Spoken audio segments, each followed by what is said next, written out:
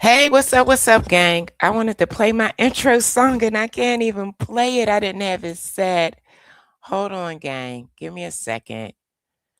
Let me get myself together. Ugh.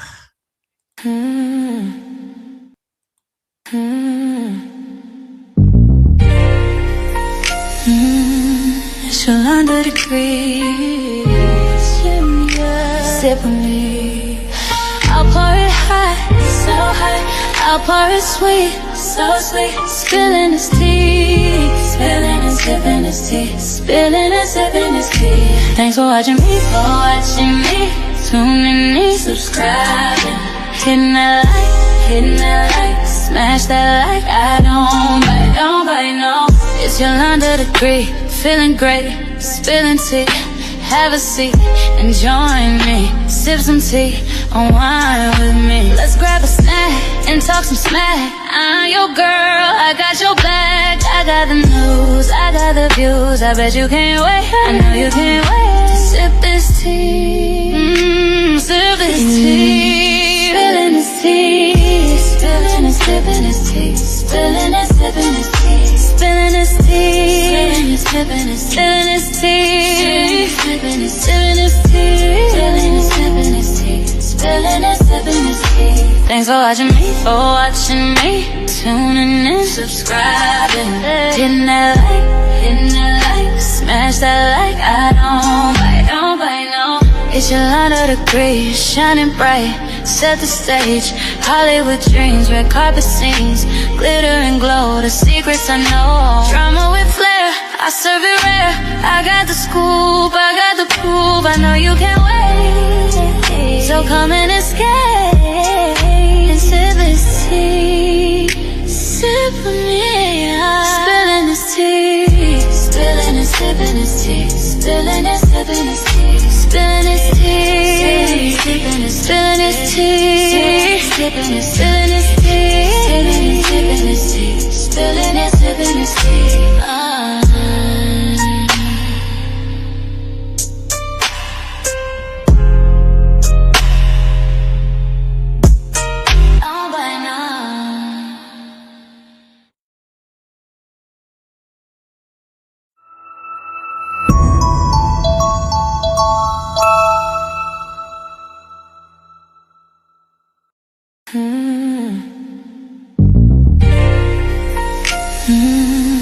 It's 100 degrees.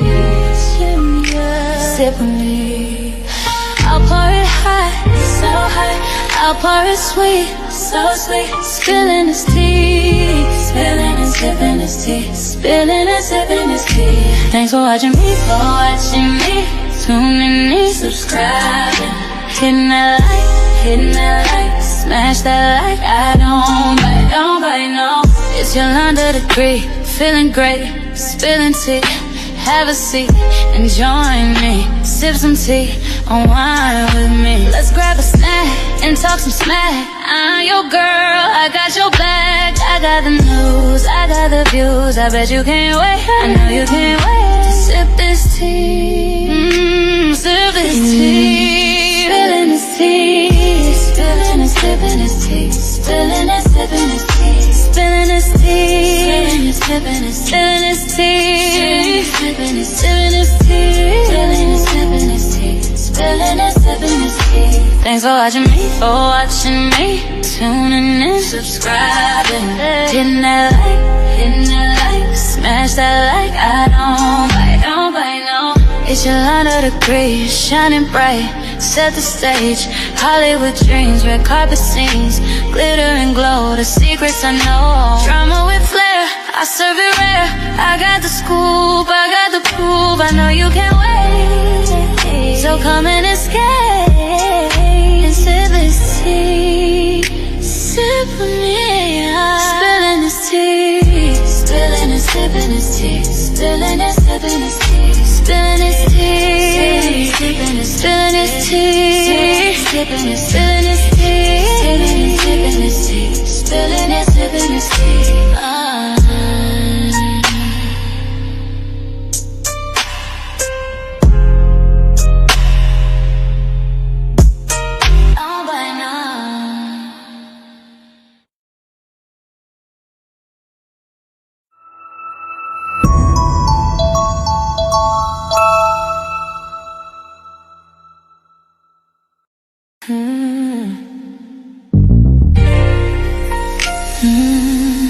to learn the degrees. Sip with me. I'll pour it hot, so hot. I'll pour it sweet, so sweet. Spilling his tea, spilling and sipping his tea, spilling and sipping his tea. Thanks for watching me, tuning in, subscribing.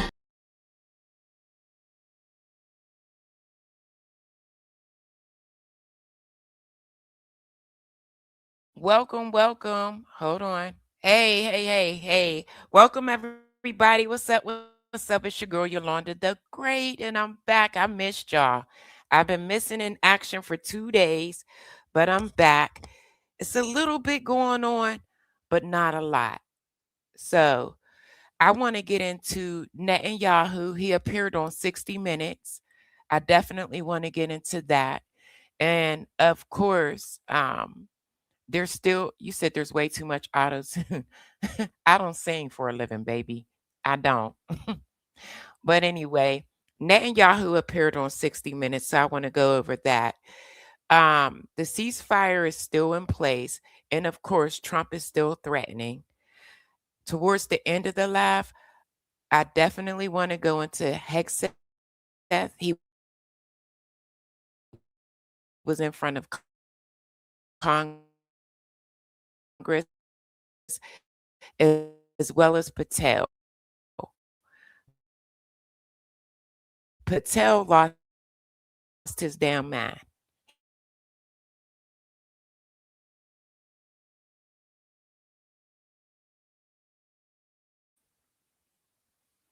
Okay, what's going on? It's not coming up.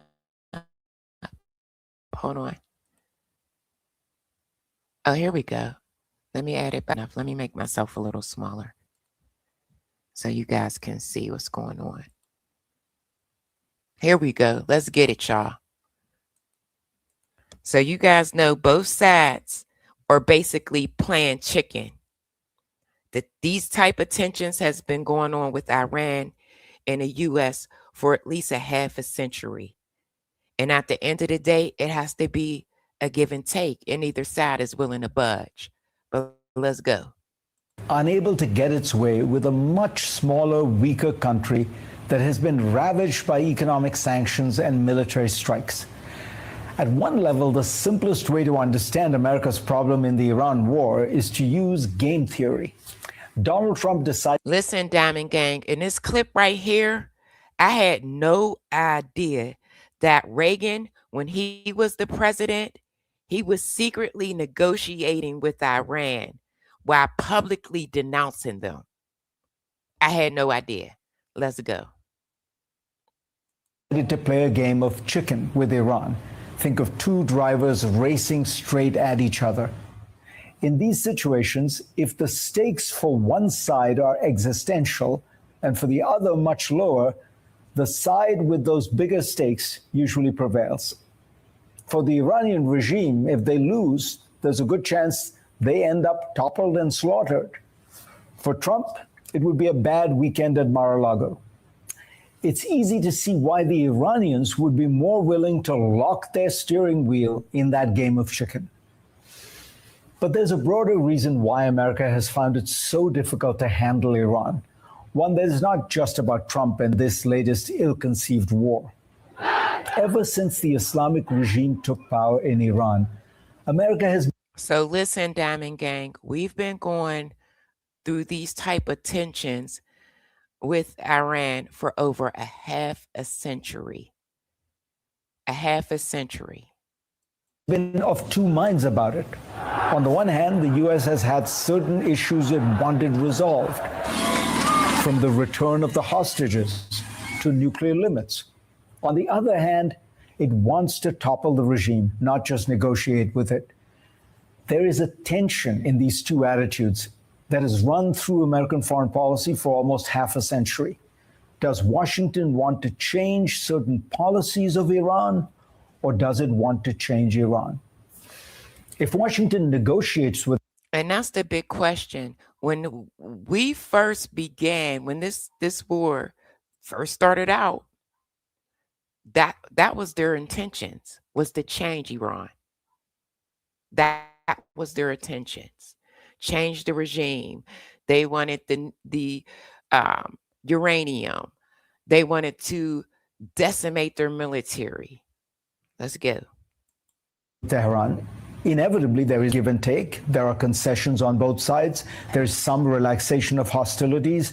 Above all, in engaging with it, the United States government is conferring a certain degree of legitimacy on the Islamic Republic, treating it as a serious negotiating partner, accepting that it represents Iran on the world stage.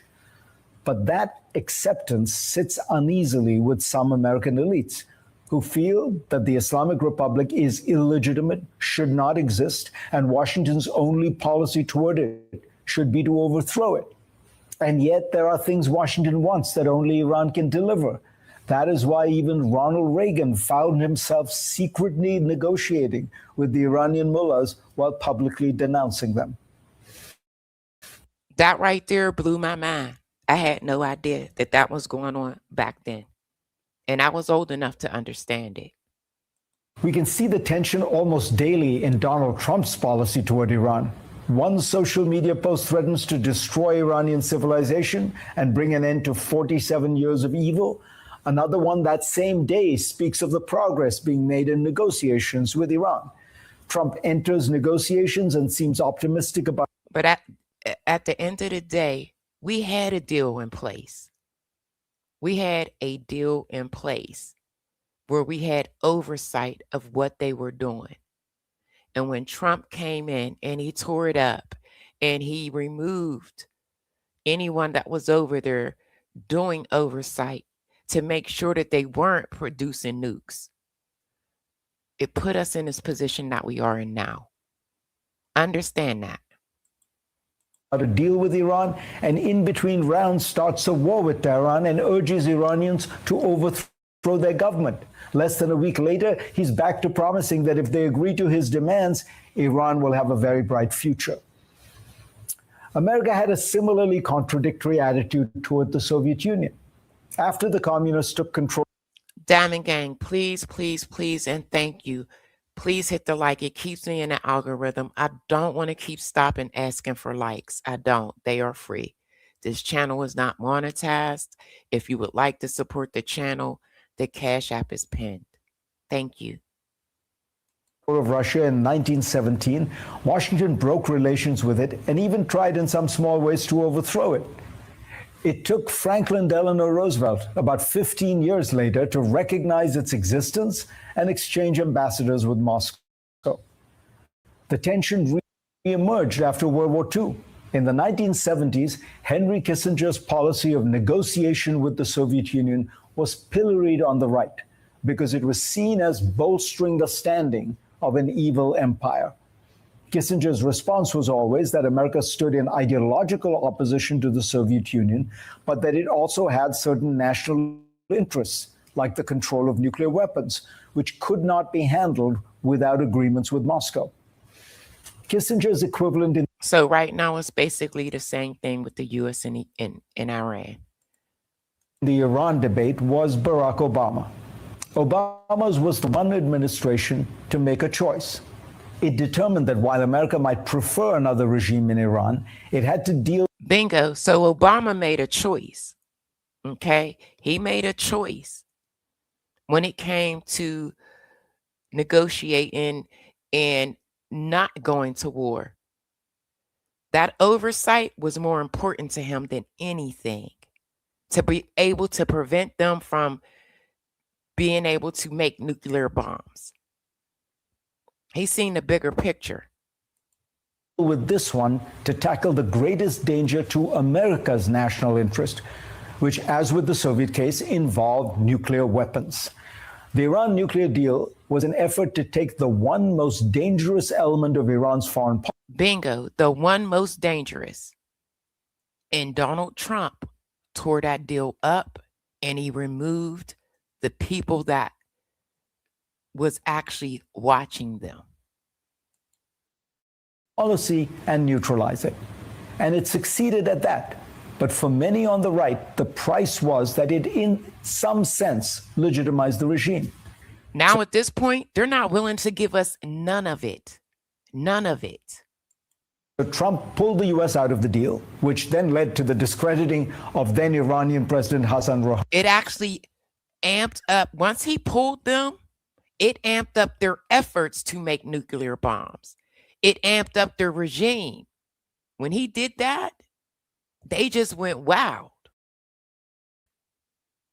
And the return of the hardliners in Tehran, who ramped up Iran's enrichment program, which has brought Donald Trump right back to the same dilemma. Does he make a deal? He should have never tore up that deal. That's the bottom line, and that's my opinion. Or take a stand? At this point, it's clear that Trump wants a deal.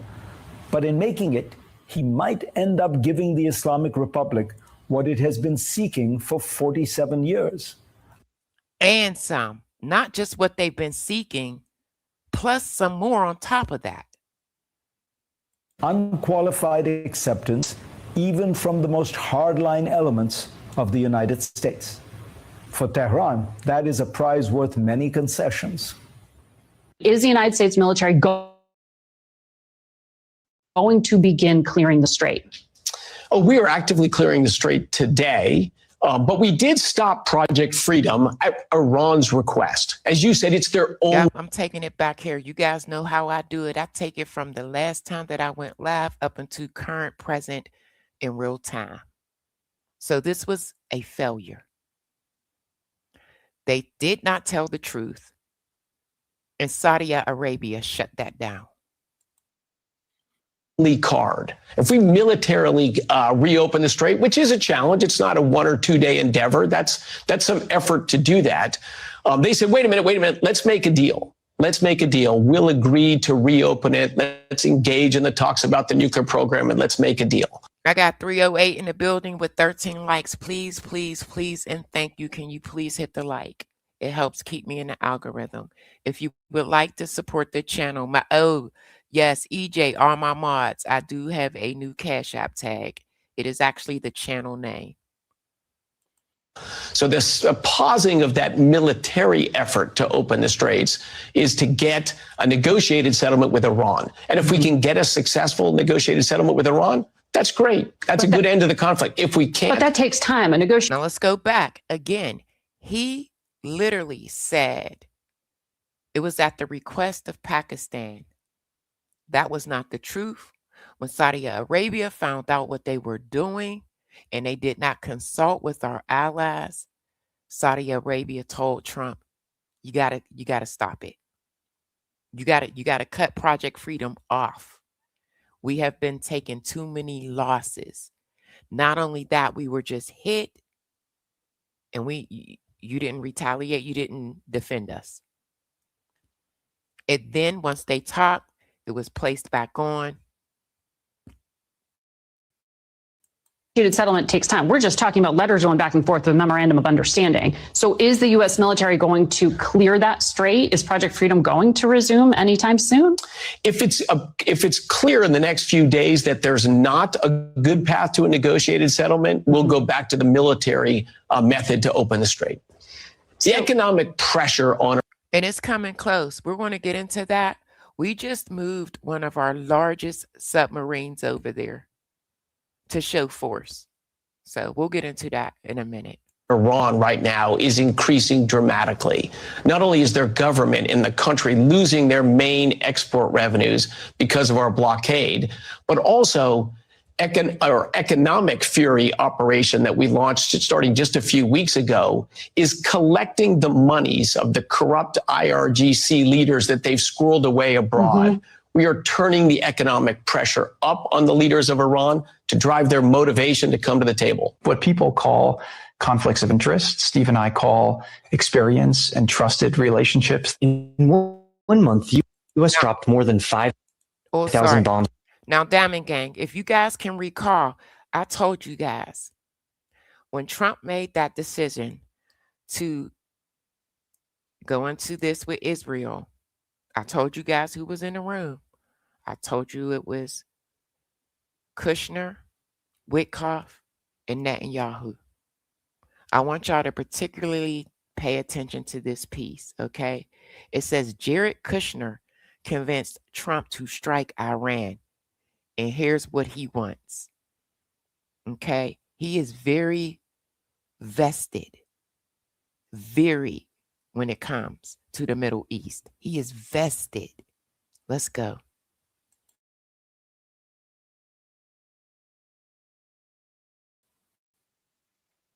Dollars to do it. And one name keeps coming up as responsible, Jared Kushner. But to understand how, you need to know about two key relationships. The first goes back to when Kushner was a teenager. Buried in a 2017 New York Times article is a detail that's stayed on. And I showed you guys this before, the relationship between Kushner and Netanyahu. But I just felt like it was important since Netanyahu was on 60 Minutes to show y'all.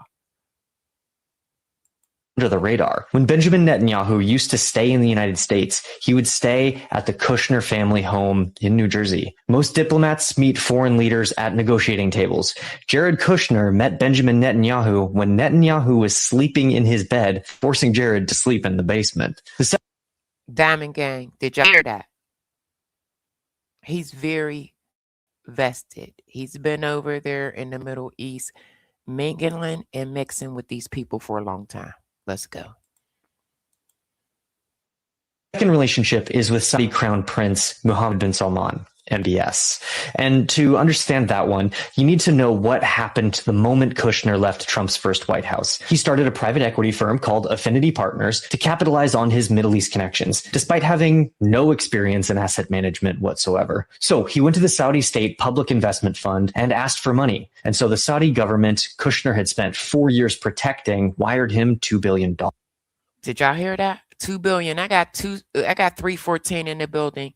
Can I please, and thank you, hit the like. It's free. Obviously, you're entertained if you're here. Kushner took that $2 billion in Saudi money to become the largest shareholder in Phoenix Holdings, Israel's biggest insurance company. Israel and Saudi Arabia. You hear that? Israel's biggest insurance company. This man is vested. When I tell you that Trump did not get any type of, he didn't meet with military, any type of, he didn't get any military assistance when he made this choice and this decision. Let's just say that. Arabia used to be historic rivals, and yet Kushner, leveraging those Netanyahu and MBS relationships, said he wanted to open a, quote, investment corridor between Saudi Arabia and Israel. He is the corridor. Saudi money flowing through Kushner into the Israeli economy is the financial infrastructure of a new Middle East, recentered around Gulf Israeli ties. And every dollar that flows through it builds a region that... So if y'all think that him, Witkoff, and Netanyahu didn't talk Trump into this, then I don't know what to tell y'all. I don't. Doesn't want Iran at the table. Netanyahu actually said it out loud. Saudi Arabia will have a lot to gain. I think all these countries around Iran are threatened by Iran. And I think peace between Israel and Saudi Arabia would be really possible and probably very close once this thing happens. And then came the Iran negotiations this past February. Diplomats from Britain and Oman said a deal was close and that war could be avoided. But Kushner... Y'all ready? I've been telling you guys this since I started covering this. Told Trump there was no chance of a deal and that Iran was about to attack the United States. The Pentagon... Not the military. Let me take that back. Not the military. Not the intelligence. No one but Jared Kushner, Witkoff, and Netanyahu told him this. Let's go. Let's go. Take it back just a little bit. I need y'all to listen.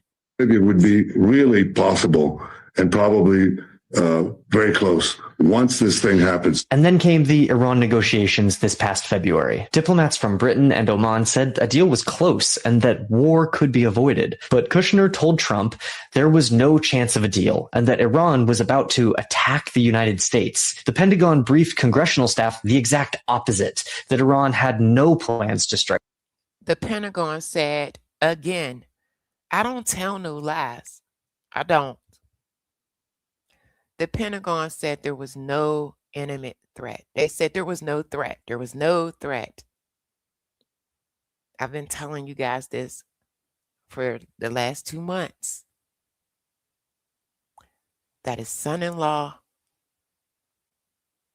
Netanyahu, they convinced him that this was going to be easy. Let's go. The U.S. The Guardian reported that a diplomat with direct knowledge of the talks said Kushner was regarded as an Israeli asset, trying to drag the U.S. into war. An Israeli asset who had Netanyahu sleeping in his childhood bedroom. Kushner's ideology was there long before the money was. What the money did was align financial interests perfectly with ideology. And the New York Times report. Now we're going to get into Netanyahu on 60 Minutes. I was sick yesterday. I'm telling y'all, I was so damn mad because I wanted to talk about this so bad. Y'all gonna believe me. It's as follows. Quote, in the Situation Room on February 11th, Mr. Netanyahu made a hard sell, suggesting that Iran was ripe for regime change and expressing the belief that a joint U.S.-Israeli mission could finally bring an end to the Islamic Republic. Is that correct? No, that's actually incorrect because... Y'all believe that? Let's go, Diamond Gang. In what ways is it incorrect? It's incorrect in the sense that I said, oh, well, it's guaranteed, we can do it, and so on. In the confines of... So because he said it didn't go that way because I didn't say it was guaranteed, you still approached him with that idea. That conversation, you noted the uncertainty. Not only did I note it, we both agreed, that there was both uncertainty and risk involved. And I remember that I said, and he said, that there's danger in action, in taking action, but there's greater danger in not taking action. And continuing with the New York Times report. And I told you guys the last time I was live, if this cease and this halts, he will have to go sit down. There are 2 active warrants for Netanyahu. And once this is all said and done, either A, he goes on the run, or B, he goes to jail. Quote, Mr. Netanyahu and his team outlined conditions they portrayed as pointing to certain victory, adding the regime would be so weakened that it could not choke off the Strait of Hormuz. Is that factually incorrect? I don't think we could quantify it exactly, but I think that the problem of the Hormuz Straits was understood as the fighting went on. I think it became understood. It became bingo. They didn't come up with a plan prior to. They didn't do that. And the past administrations said that if it came to that, them cutting off the straits, what their plan B would be. I also showed you guys that. I got 430 in the building. Please, please, please, and thank you. Can I please get a few more likes? Please and thank you. I hate to stop and I hate to beg for them. It takes me a lot of time to put these clips together and to present them to you. This is how I see things going from my point of view, from my eyes. Let's go. Was it misread at the beginning? I'm not sure it was misread, but there's a great risk for Iran to do it. And it took a while for them to understand how big that risk is, which they understand now. No, I don't claim perfect form. After the fact. They understand after the fact. This is what got them in trouble. 2 different countries, 2 different objectives, and no plan B. I say this every live stream. Foresight, and nobody had perfect foresight. Neither did the Iranians. Is the war with Iran over? And if it isn't, who will decide? Pay attention to this, because he clearly say, and if you guys don't take that he's running the show from these clips, then I don't know what to tell you. He's running the show. When it is. I think it accomplished a great deal, but it's not over because there's still nuclear material, enriched uranium that has to be taken out of Iran. There's still enrichment sites that have to be dismantled. There's still proxies that Iran... When they told us, they obliterated everything, right? Yeah, okay. supports their ballistic missiles that they still want to produce. Now, we've degraded a lot of it, but all of that is still there, and there's work to be done. How do you envision the highly enriched? Y'all hear that? There's work to be done. I told y'all time and time again, if that is their objective, this war will not be over for a very long time. Just to extract it takes months.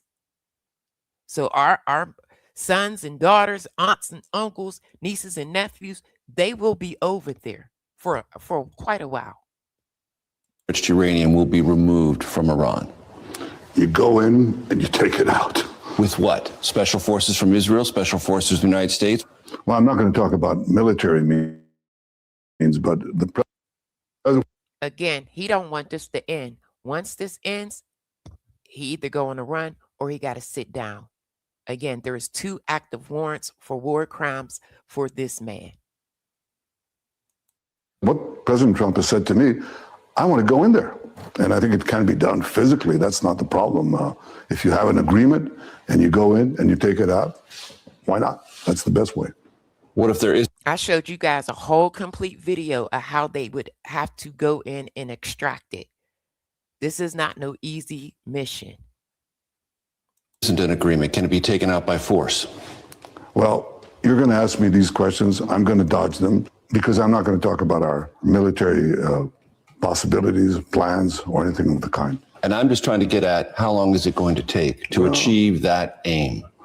I'm not going to give a timetable to it, but I'm going to say that's a terrifically important mission. Is it possible, Mr. Prime Minister, that the... Let me tell y'all, they moved the USS Alaska. It's an Ohio class ballistic missile submarine. They moved that over there today to show force. That's all I'm saying.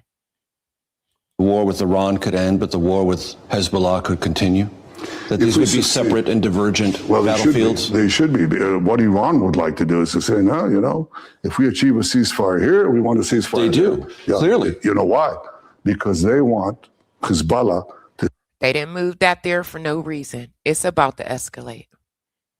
Stay there and continue to torture Lebanon, continue to hold its people hostage, and continue... Will you accept that? No. No, we've said... Even if President Trump asks you to? Well, look, he understands what I'm saying. You hear that? He understands what I'm saying. He running the show. Y'all can't tell me nothing different. I mean, we want to get rid of that danger. We asked them for a ceasefire. They are still going back and forth, drawing imaginary lines to attack. Okay. To our communities, to our cities. They rocket our cities all the time. They rocket our communities. And of course, would you want to live like that? So this could go on? Yeah, but even if Iran... This could go on. Trump is saying it's coming to an end. Did y'all hear what Netanyahu just said? This can go on. I'm just saying. Is solved. I hope. No, if this regime is indeed weakened or possibly toppled, I think it's the end of Hezbollah. It's the end of Hamas. It's probably the end of the Houthis, because the whole scaffolding of the terrorist proxy network. That's what he wants.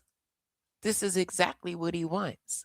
I got to take that back because I got to hear him say it one more time. This could go on. I tried to tell y'all. Or anything of the kind. And I'm just trying to get at how long is it going to take to achieve that aim? I'm not going to give a timetable to it, but I'm going to say that's a terrifically important mission. Is it possible, Mr. Prime Minister, that the war with Iran could end, but the war with Hezbollah could continue? That these would be separate and divergent battlefields? They should be. What Iran would like to do is to say, no, you know, if we achieve a ceasefire here, we want a ceasefire They do, clearly. You know why? Because they want Hezbollah to stay there and continue to torture Lebanon, continue to hold its people hostage, and continue... Will you accept that? No. No, we've said... Even if President Trump asks you to? Well, look, he understands what I'm saying. I mean, we are... He understands what I'm saying. So here we go. We got him, Netanyahu, saying it's going to be a while. And then we got Trump saying it'll be over soon. Trump is ready to move on.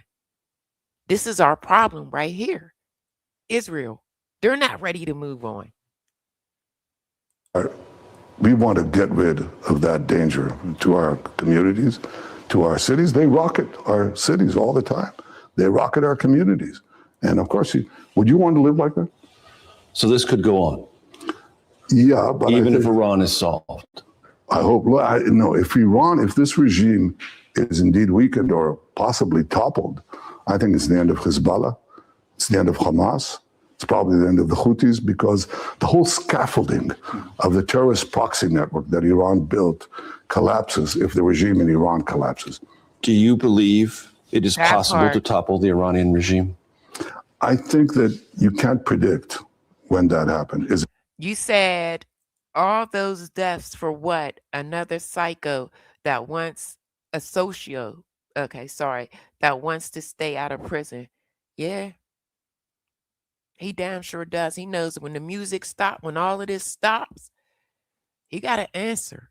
He got to answer to somebody. Is it possible? Yes. Is it guaranteed? No. Breaking news. Benjamin Netanyahu was on 60 Minutes last night, and he exposed a lot. Besides him looking like a walking corpse, this guy looks like he aged 20 years overnight. I'm speculating here, but I think he's sick. Anyway, everyone's pretending Trump is running the show in the Middle East, but one 60 Minutes interview just proved the truth. Bingo. I suggest whoever did not watch that 60-minute interview, watch it. Watch it. You're going to feel the same way I feel. I can guarantee it. Here he is in this clip telling 60 Minutes that the war is not over. Is the war with Iran over? And if it isn't, who will decide when it is? I think it accomplished a great deal, but it's not over because there's still nuclear material, enriched uranium that has to be taken out of Iran. There's still enrichment sites that have to. I'm going to be honest with you. I totally believe that if Trump could get the straits open, he would walk away. I'm telling you. Be dismantled. There are still proxies that Iran supports. There are ballistic missiles that they still want to produce. Now, so it sounds like he's the one running negotiations. Trump literally says yes to anything Netanyahu tells him, no matter what his own advisors or generals say. Netanyahu is in charge of this war and America's entire foreign policy in the Middle East, which is why. Those were the three that was in the room. Boom. There they go. Kushner, Witkoff, and Netanyahu. Those were the individuals that made this decision. Okay? They made this decision. Witkoff and Jared Kushner run these negotiations. I absolutely believe they are Israeli agents. He goes on to say all the killing in Gaza were mistakes. He claims Israel is on the verge of extermination. That's a complete lie. He's only saying it to justify the genocide he's carried out in Gaza and now southern Lebanon. 72,000 mistakes, destroying 90% of civilian infrastructure. Yeah, right. Totally just mistakes by the most moral army in the world, IDF. Then he tries to blame social media for focusing on the bad and mentions his Eighth Front War once again. He talks about weaning off United States aid of $3.9 billion a year, plus all the other emergency aid benefits he gets. And this wean off U.S. aid talk, total BS. He's basically setting it up so they can start charging us even more for their intel and technology, which will be much higher than the $3.9 billion per year. We already send them. Trust me, if this was going to benefit them more, they wouldn't be talking about weaning off of it. A few months ago, they said all the intel and technology they share with the U.S. is worth close to $50 billion a year. This guy is nothing but a big BSer. He's telling us he's in control of this war and justifying his genocide. Diamond Gang, I'm telling you, he's going to keep going and going and going. Bottom line, Trump is compromised. He's bent over backwards to appease Netanyahu and Israel. There has to be a reason he's acting like Israel's lapdog. MAGA is completely dead. My belief has always been America only, not America first. America only. We need to stop letting a foreign leader drag us into their wars that does not benefit our country. I think that is unfortunately a clear pattern, and it is partly driven. Now we're going to get into Trump basically self-sabotaging the peace talks. I've been said this. I feel like he's basically negotiating over True Social. He talks too much. There's no nice way to say it. He's talking way too much. By his very strong desire to make it appear as if this was not a real negotiation, but rather something that Trump dictated to the other side and the other. That part, he went in trying to, it wasn't diplomatic at all. He tried to go in and say, you're going to do this, y'all going to do that. That's not the way. That is not the way. Side, out of their weakness and out of the strength of America, had to agree to it. I mean, he used language, they better sign this fast. I mean, this is the language of dictation. And he's using that oftentimes. And the threats, they're so over those threats. At these sensitive moments, because he wants to give the impression that he is in charge, that he didn't lose this war, that this is not an equal negotiation. It's a negotiation which he clearly is in a position of power. But that is, unfortunately, from his standpoint, not the reality, and it tends to backfire. I'm not saying it's the main reason for the absence of an agreement at this point, but in these sensitive moments, it is very unhelpful. Oh, I definitely believe it's the reason why. Just go through, though, the utter embarrassment. Now, let me say this, okay? He is on his way to China. And I believe that he's going to ask China for their assistance. Hey, what's up, Todd? What up, baby? I think that he's going to ask China for their assistance, okay? What's up, Crypto? What's up, y'all? Good to see you guys. I think he's going to ask China for their assistance, but this is like the first time he's in a long time that he's really going somewhere to meet with another foreign leader. Iran has been doing this, and I mean, they've been setting up deal after deal after deal after deal. Listen to my boy, the Midas Touch. Let's go. Hit the like for your girl. Get me to 100 likes, please and thank you. Let's listen to how many foreign countries Iran has linked up with. Let's go. And shame Donald Trump is experiencing. Iran announces that its foreign minister Araghchi held bilateral communications with the foreign minister of the UK. Foreign Minister Araghchi announced bilateral negotiations and communications with Turkey, bilateral communications and negotiations with Japan, bilateral negotiations and communication with Saudi Arabia's foreign minister, bilateral communication. Let me stop it right there. Do you see what they're doing? Do you see what they're doing? You said, I know our country is screwed. I love y'all. I do. I can't wait to get down there. He's going to release an elephant in China. Don't start y'all shit. I still got a lot of information to go through. Please, y'all, don't start. Don't get me to laughing and acting goofy. It's too damn early. Let's go. They are meeting with everybody. Let me take it back. Let's hear it one more time. One more time. Let's go. Hold on. Out of the strength of America, had to agree to it. I mean, he used language, they better sign this fast. I mean, this is the language of dictation. And he's using that oftentimes at these sensitive moments because he wants to give the impression that he is in charge, that he didn't lose this war, that this is not an equal negotiation. It's a negotiation which he clearly is in a position of power. But that is, unfortunately, from his standpoint, not the reality. And it tends to backfire. I'm not saying it's the main reason for the absence of an agreement at this point, but in these sensitive moments, it is very unhelpful. All right, let's go. Let's listen to all of these countries and all of these foreign leaders. They are making deals. Go through, though, the utter embarrassment and shame Donald Trump is experiencing. Iran announces that its foreign minister Araghchi held bilateral communications with the foreign minister of the UK. Foreign Minister Araghchi announced bilateral negotiations and communications with Turkey, bilateral communications and negotiations with Japan, bilateral negotiations and communication with Saudi Arabia's foreign minister, bilateral communications and negotiation with Spain's foreign minister, bilateral communications and negotiations with Poland's foreign. Some of our allies. Do y'all hear this? Do y'all hear this shit? Let's go. Foreign minister, with the foreign minister of Switzerland, with the foreign minister of India, with the foreign minister of Italy, with the foreign minister of South Korea, with the foreign minister of Brazil, with the foreign minister of Turkmenistan, with the foreign minister of Pakistan. Diamond Gang, they making moves. They making power moves. With the foreign minister of Kenya, with the foreign. Do you get the point? Do you get the point? And by the way, this is public stuff. They're not hiding it. One by one, foreign ministers of nations that were once allied with the United States are lining up to speak. What did I tell y'all? What did I tell y'all?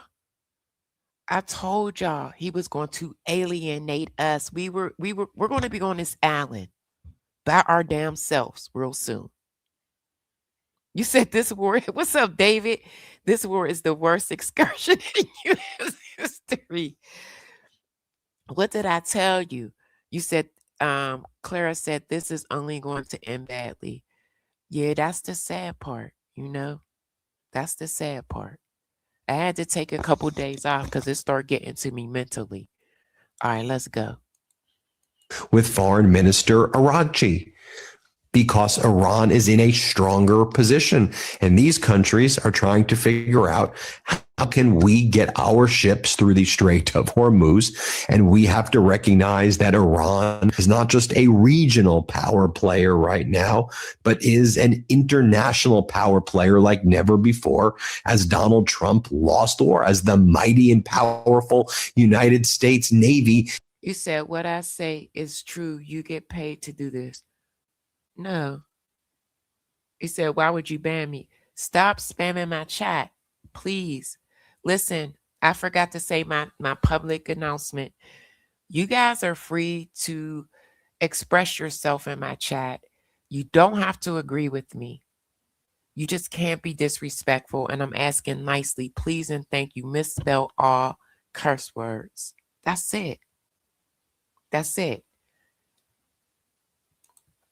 Is now reduced to behaving like pirates, as CENTCOM is bragging that it attacks certain ghost ships of Iran, and they want to get like applauded because the powerful U.S. Navy attacks defenseless cargo ships heading to China. I mean, are you kidding me? Our Navy is the strongest Navy in the history of humankind. Our soldiers, as Hegseth likes to say, our war fighters, they are patriots. They are strong. They are the best trained. But in the hands of a sicko, maniac, lifelong bankrupting loser like Donald Trump, we're seeing how it plays out. And the rest of the world sees this. Why do you think they're so publicly calling Foreign Minister Araghchi? Why do you think China's giving that part? So our allies basically going to our enemy to work it out. Iran the red carpet treatment before Donald Trump's visit with Xi Jinping. Reports indicate Iran has responded to the U.S. peace proposal to end the war, delivering their response to... Now, Diamond Gang, if you're just now coming in here, you guys know how I do it. I take it from the day prior to, and then I work my way up to what's going on in real time. So at this time, Iran responded, and Trump didn't go for it. So let's go. Pakistani mediators. State media says this response only focuses on ending the war and the security of the Strait of Hormuz. There is no mention of Iran's nuclear program. Here's the deal. At the end of the day, I believe that if they could just get the straits open and then agree to come to the table to talk about this enrichment, which is going, and I told you guys, this is going to mock Obama's. It is. It's going to mock it. They're just going to get more of their own money back. A key agenda item for the Trump administration. We're also tracking another development, and that is an attack earlier today on a cargo ship off the coast of Qatar. An unidentified projectile hit this vessel about 23 nautical miles northeast of Doha, likely an Iranian attack. And it follows reports from both the UAE and Kuwait of Iranian drones over their skies. And so, as these diplomatic conversations are happening, Iran is still threatening maritime security in Gulf countries. We should also note there was a meeting this weekend between Secretary of State Marco Rubio, Special Envoy Steve Witkoff, and the Qatari Prime Minister in Miami, discussing a possible negotiated settlement as it relates to the issue of Iran. Just moments ago, Iran issued their response to the latest proposal put out by the United States. They stood tall and they stood strong. They said they're not bowing down. And that's what we're going to get into, what they had to say after Trump said it was a no-go. President saying we will never bow our heads before the enemy, and if talk of dialogue or negotiation arises, it does not mean surrender or retreat. Rather, the goal is to uphold the rights of the Iranian nation and to defend national interests. So nobody's willing. It's not a give or take thing. Nobody's willing to let anything go. With resolute strength. Would be a big mistake. Take a listen. Today as well, we warn the enemy that if they once again commit aggression and once again fall into a miscalculation, just as they did in the past, and are now in fact paying the price for those past mistakes and bearing the consequences. Iran's president also shared a short statement on social media saying, in part, we will never bow our heads before the enemy, and if talk of dialogue or negotiation arises, it does not mean surrender or retreat. And by the way, Iran is also warning any vessels from countries. Now, remember, gang, the last live stream, we found out that they can actually go on another 3 to 4 months with the straits closed and not be hit economically. We went over that. So they still got another 3 or 4 months to hold up the straits if they want to. All right, let's go. To comply with U.S. sanctions will face difficulties crossing the Strait of Hormuz. But meantime, U.S. continuing its stronghold, its blockade over the strait.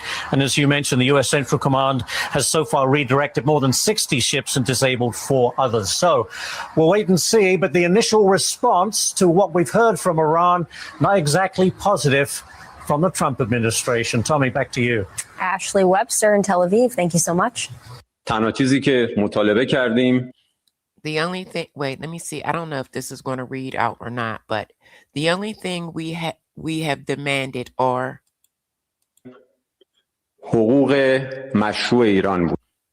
Iran's legitimate rights. I leave the judgment to you and to our people.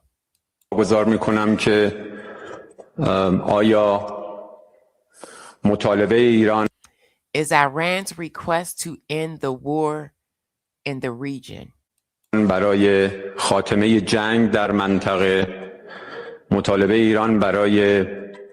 Iran requests to stop maritime piracy.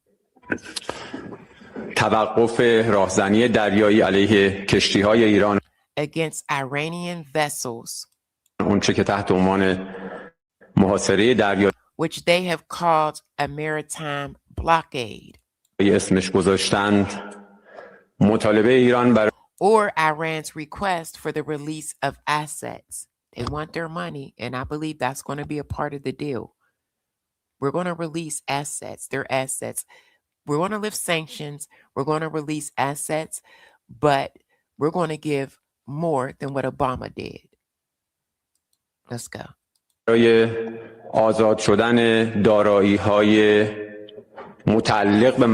Belonging to the Iranian people. Unjustly blocked for years due to U.S. به خاطر فشار آمریکا در بانک‌های خارجی محبوس شده. آیا اینها مطالبه pressure on foreign banks زیاده خواهانه است؟ Pressure on foreign banks and excessive demand is our proposal to پیشنهاد ما برای اینکه در تنگه ensure safe navigation through هرمز تردد ایمن صورت بگیره. آیا the Straits of Hormuz and excessive request. مطالبه زیاده خواهانه است؟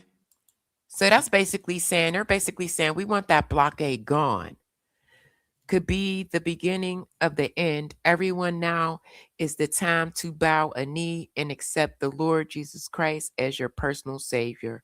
When God comes back, he will bring order to this chaos. Amen on that. Amen. Let's go. Hours after Iran reportedly responded to the U.S. proposal for an agreement, President Trump just posted on Truth Social saying Iran has been playing games with the United States and the rest of the world for 47 years.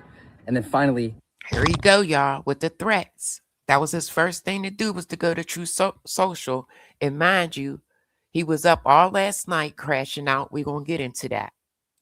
Hit pay dirt when Barack Obama became president. And the president goes on to say, after a lengthy post on Truth Social, that for 47 years, the Iranians have been tapping us along, keeping us waiting, killing our people with their roadside bombs, destroying protests, and recently wiping out 42,000 innocent, unarmed protesters, and laughing at our great, again, country. And the president ends this post on Truth Social by saying, they will be laughing no longer. So a lot of questions about. So you know what that means, right? Here we go again. Trump talks like a toddler playing games. What a moron. What was in that proposal, the response to it by the Iranians, and how the United States and Israel will reply. We know that President Trump and Israeli Prime Minister Benjamin Netanyahu are expected to speak on the phone tonight. Listen, I'm going to be honest. I told y'all earlier, they positioned the USS Alaska an Ohio classic ballistic missile submarine over there today. So this can mean that it's going to escalate, because they did that to show, yeah, we're bringing force. I'm telling you, we're going to do this if you guys don't negotiate. So this can escalate.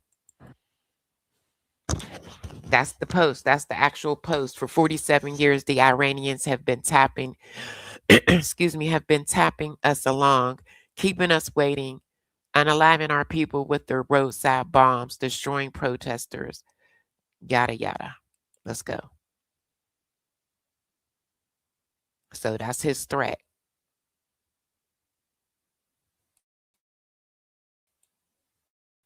Okay, come on. Where's it at? Okay, here we go. Hold on. I don't know how long I got this. Okay, let me any event, we'll see what happens. I want y'all to see this. Hold on. When Barack Obama. Sorry, guys. That slide was taking a little long, so I'm gonna speed it up a little bit. Yeah, so he countered with a threat.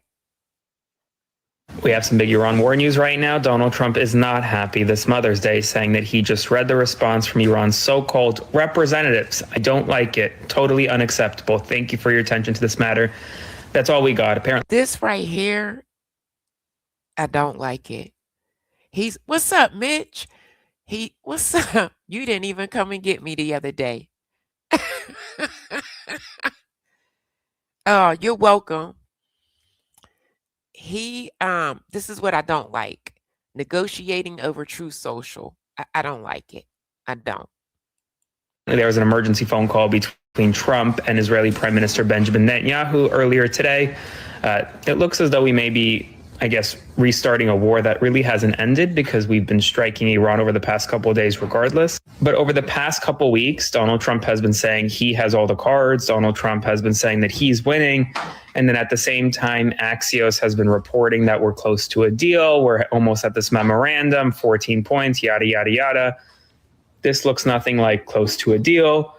And it's starting to at least seem publicly that part. Diamond Gang, I got 76 likes. Please, please, please, and thank you. Can you guys get me to 100 likes? If you would like to support the channel, the Cash App is pinned. Thank you all. Thank you to those that hit the like. Let's go. maybe he doesn't actually have all the cards. In any event, we'll see what happens next. But right now, happy Mother's Day from the President of the United States. I'll have more updates for you soon. As always, follow along for all the news you need to know about. He said nothing about Mother's Day. Nothing. Not even to his wife. I have just read the response from Iran's so-called representatives. I don't like it. Totally unacceptable.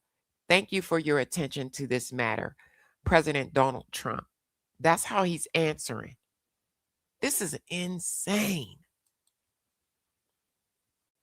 Iran just delivered a brand new 10-point proposal to Donald Trump, and he's not happy about it whatsoever. But Iran says they don't care what he thinks. Here are the details of the latest proposal. The U.S. military presence is described as the main source of instability. American bases are portrayed as unable to secure themselves. Iran says the Strait of Hormuz should be free of the United States. Tehran describes a shared destiny with Gulf countries. Foreign powers are declared unwelcomed in the Persian Gulf. Iran says its growing influence is part of a new regional order. They mention maintaining control of the Strait of Hormuz and implementing new rules and management that will overwhelmingly benefit the Iranian economy. This is the exact same proposal as before. Trump responded to this proposal saying, "I don't like it, totally unacceptable." But an Iranian source told Tasnim News that Trump's response carries no significance, stating that no one in Iran formulates proposals to please Trump. The source claims the negotiation team writes exclusively for the rights of the Iranian people, and if Trump is dissatisfied, that is probably preferable. They even said that Trump does not like reality, so he keeps losing to Iran again and again.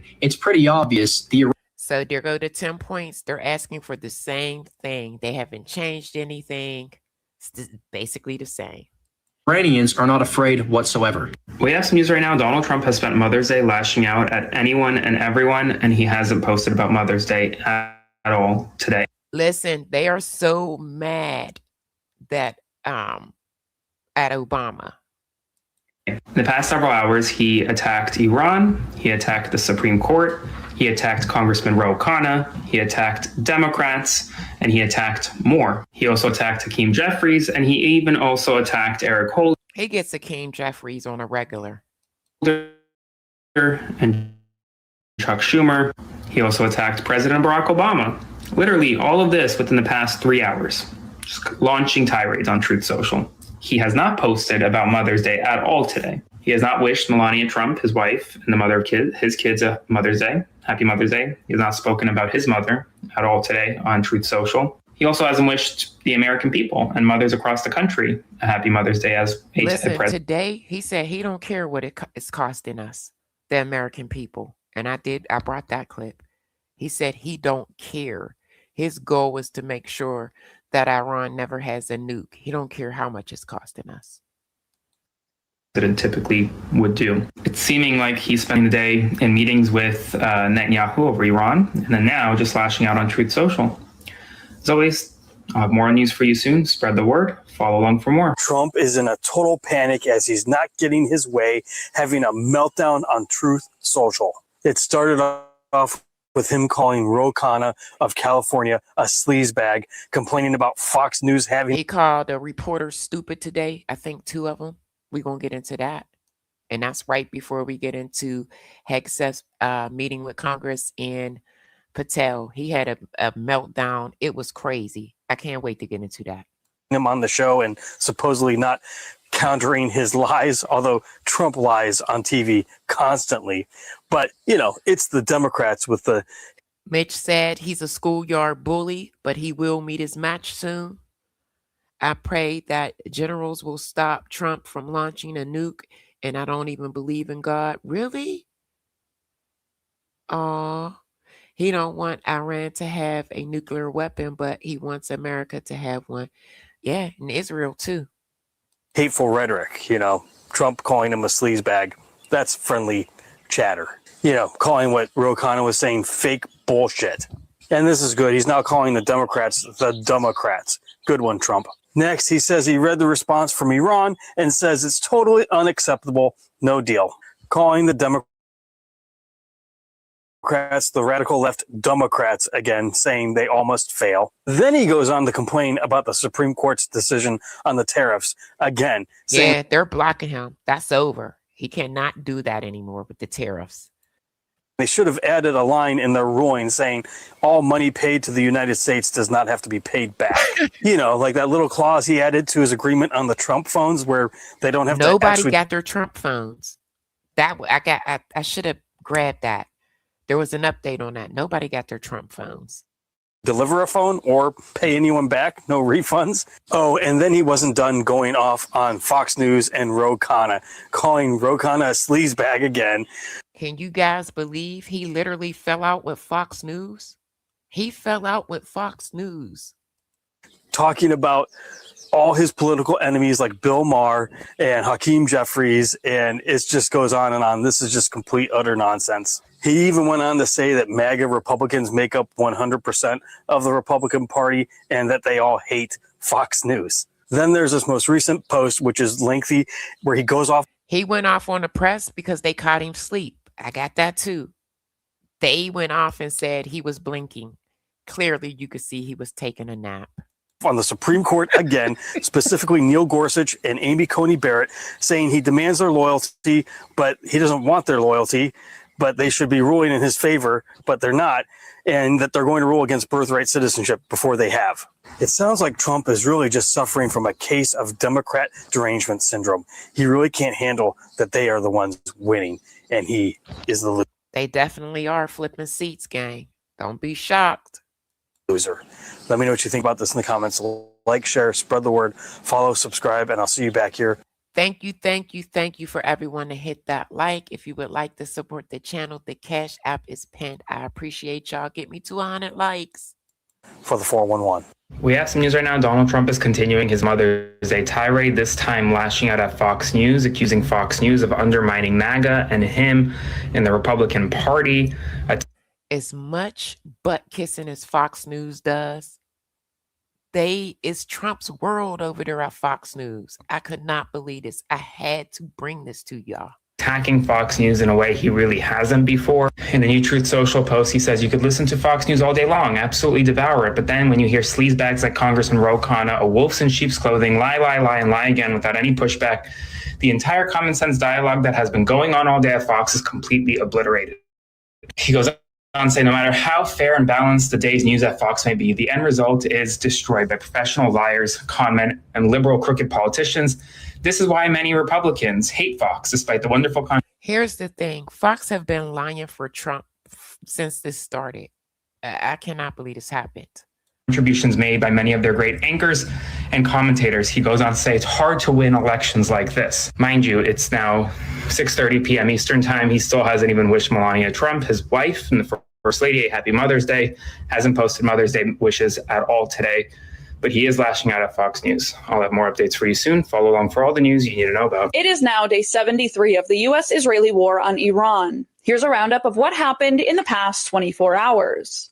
Tehran sent a... So we are almost at today's date, in the AM. Formal response to the latest U.S. peace proposal via Pakistani mediators today. The response focuses on a permanent end to the war on all fronts and ensuring maritime security. President Trump quickly dismissed the response as totally unacceptable. Listen, they said that they will not negotiate until we move the blockade.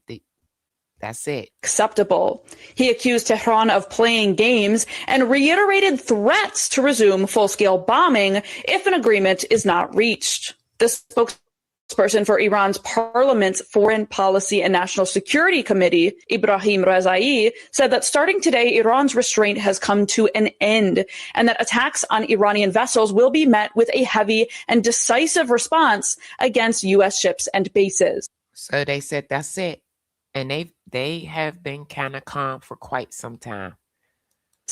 He added that the best course is to surrender and make concessions, adding that the U.S. must get used to the new regional order. Global oil prices remain heavily elevated due to the ongoing conflict. So again, this takes us back to that first clip that I showed you guys. Neither side is willing to budge. Conflict between the United States and Iran, which has functionally closed the Strait of Hormuz. The war has caused a global supply shortfall of roughly 14.5 million barrels per day, a disruption larger than the 1973 and 1979 oil crises combined. Meanwhile, Israeli strikes intensified across southern Lebanon, killing at least 39 people. Did y'all hear that? Israel, they just keep on, they amping it up. I'm telling you guys, Netanyahu is running the show. Let's go. On Saturday, including a 12-year-old girl. At least 4 more deaths and 19 injuries were recorded today by Lebanese health authorities. Hezbollah claimed over 26 attacks on Israeli forces over the weekend, including a strike on an Israeli D-9 bulldozer. The Marin base air control base in northern Israel, and an Israeli. Now, mind you, they're supposed to be under a ceasefire. Netanyahu asked for it to be over early. Instead of a 3-week ceasefire, he wanted it to only be a 2-week ceasefire. They never stopped. I keep telling you guys, they literally were making up imaginary lines. Let's go. Military base south of Nahariya. Meanwhile, according to the Times of Israel, Israeli Chief of Staff Lieutenant General Eyal Zamir said in a closed-door meeting that the Israeli army urgently requires additional troops to sustain its so-called multi-front war, and called on lawmakers to advance legislation to extend mandatory military service and increase the defense budget. Good morning from a Diamond Gang, please and thank you. I need 11 more likes. Please, please, please. If you would like to support the channel, the Cash app is pinned. $, the great spills the tea. Thank you. rainy White House. It's the beginning of a consequential week, highly consequential week. President Trump has now firmly rejected the latest counteroffer from the Iranians, calling it totally unacceptable. And keep in mind, this is a counteroffer from the Iranians that he had been waiting for more than a week. They had kept him waiting. Yeah, they definitely did. They did not answer when they were supposed to, and it was still, they didn't change anything. Waiting to get this response, and he found it totally unacceptable. Does not provide a roadmap, the White House says, to any kind of a resolution of the nuclear issue, and Iran is still demanding a complete end to the war, a lifting of sanctions, unfreezing of assets, a lot that the White House finds highly objectionable before getting to a final agreement. There had been talk last week that there was that the two sides were nearing on a 30-day opening of the Strait of Hormuz to allow for. Now remember, that's what Iran wanted to do. They wanted to open it 30 days, and while it's open, Trump wanted to do the 30-day of the reopening, and then have talks or conversations.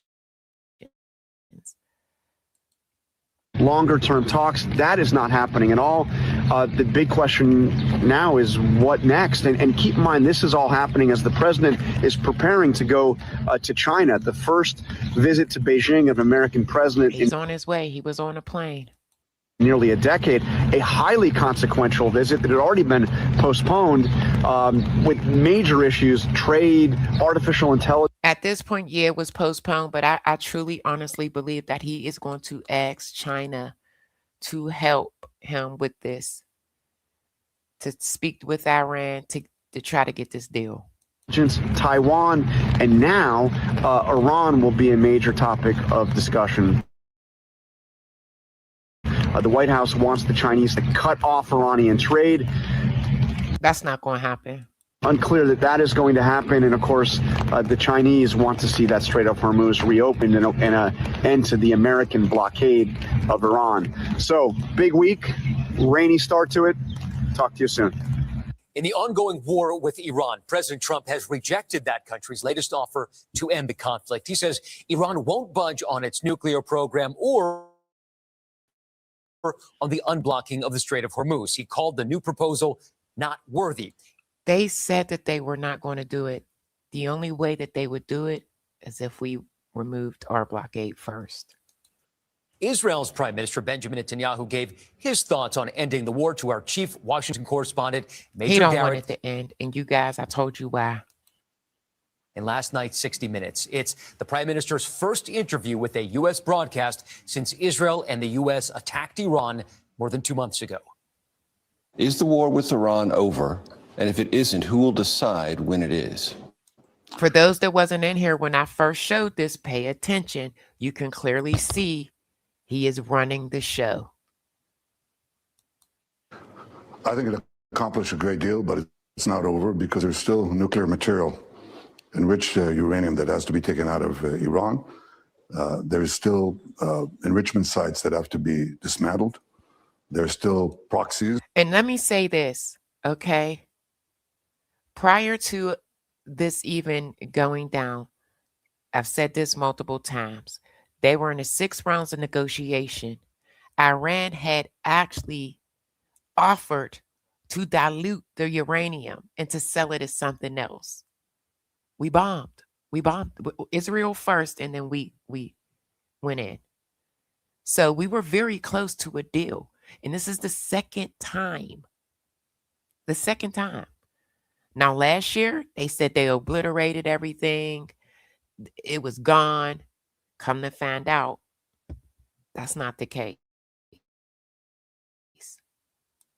That Iran supports their ballistic missiles that they still want to produce.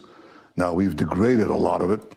And this is the reason why they do not want to give up the uranium now, because they feel like they cannot trust us. We bombed them twice in the midst of negotiations. All that is still there, and there's work to be done. How do you envision the highly enriched uranium will be removed from Iran? You go in and you take it out. With what? Again, Diamond Gang, I showed you guys a whole video on how they would have to extract it. It is a very lengthy process, which can take months. It's not as easy as he's saying it. You go in and you take it. Again, he doesn't want this to stop because he will have to answer to his war crimes. There has been a second warrant issued for his arrest. And I showed you guys that. I showed you the actual agent reading off his warrant. So it's real. Special forces from Israel, special forces of the United States. Well, I'm not going to talk about military means, but what President Trump has said to me, I want to go in there. And I think it can be done physically. That's not the problem. If you have an agreement and you go in and you take it out. Yeah, I bet he did say, I want to go in there after you jazzed it up and made it seem like it was just something you could just do just like that. Why not? That's the best way. What if there isn't an agreement? Can it be taken out by force? Well, you're going to ask me these questions. I'm going to dodge them. I guarantee you he prefers for it to be by force. Because I'm not going to talk about our military possibilities, plans, or anything of the kind. And I'm just trying to get at how long is it going to take to achieve that aim? I'm not going to give a timetable to it, but I'm going to say that's a terrifically important mission. And Netanyahu also proposed a possible shift. You hear that? That's an important mission. So he's not going to stop. He's not. So if you guys think this is ending anytime soon, it is not. Strap up. We in for a ride. In America's longstanding military aid for his country. Do you believe it's time for the state of Israel to re-examine and possibly reset its financial relationship to the United States, meaning what the United States provides to Israel on an annual basis? Absolutely. And I've said this to President Trump. I've said it to our own people. Their jaws dropped. But I said, look. Well, what do you mean? What are you saying? I want to. Hillary Clinton has had multiple conversations with this man. She says she can show, like he puts the pressure on. He has put the pressure on the U.S. for many years. And Trump was the one, he fell for it. Draw down to zero the American financial support, the financial component of the military cooperation that we have, because we receive $3.8 billion a year. And I think that it's time that we weaned ourselves from the remaining military support. Can you give me a timetable? I said, let's start now and do it over the next decade, over the next 10 years. But I want to start now. I don't want to wait for the next Congress. I want to start now. For the time being, the ceasefire remains in place. Now, Trump says that the ceasefire is basically on life support. So again, I told you guys, they moved the submarine over there to show force. I think it's going to escalate. At this point, what other choice do we have? It's unbelievably weak. I would call it the weakest right now. After reading that piece of garbage they sent us, I didn't even finish reading it. I said, I'm not going to waste my time reading it. I would say it's one of the weakest right now. It's on life support. They understand these are all medical people. Dr. Oz, life support. And this right here, every time he goes to speak, this is what's getting in the way of talks. It's not a good thing. Do you agree? Bad prognostic. I would say the ceasefire is on massive life support, where the doctor walks in and says, sir, your loved one has approximately a 1% chance of living. President Trump himself described the ceasefire with Iran as being on life support. He said that yesterday. Where does that leave things in your mind right now? Do you expect a return to fighting, and what could that look like? Yeah, that part. You said get your food and water ready, people. This has been the most disastrous move this president could have made. He took a situation where the Strait of Hormuz was open and has made it closed with dramatically bad consequences for Americans and security in that region. Remember, they still have their highly enriched fissile material. Remember, it is now a more extreme regime than it was before. Bingo. Did y'all hear that? More extreme. And I told you guys that. They have no stop button. I showed you guys a video on how their military is set up. It is so many subsectors. It's insane how they are set up. There is no stop button because guess what? When you unalive their leaders, they just become more ramped up. And now we have a global economic shock going on with no off-ramp. This president has led our nation into a trap. And now the most powerful nation on the planet is in a virtual stalemate with Iran. This is embarrassing, this is wrong, and this is costly. And he has no answers about how he's going to resolve this, with the exception of to start bombing again. Diamond Gang, I need 7 more likes to get to 100 likes. I got 417 in the building. Please, please, please, and thank you. Support the channel by hitting the like. It is free. If you would like to support the channel monetarily, the Cash App is pinned. And which has not brought what he said he wants, unconditional surrender. It certainly has not. So we are in a bad moment, and we have to find a way out. We have some news right now. The White House is lashing out at reporters for now. This is where we're getting ready to get into the Trump administration lashing out at reporters.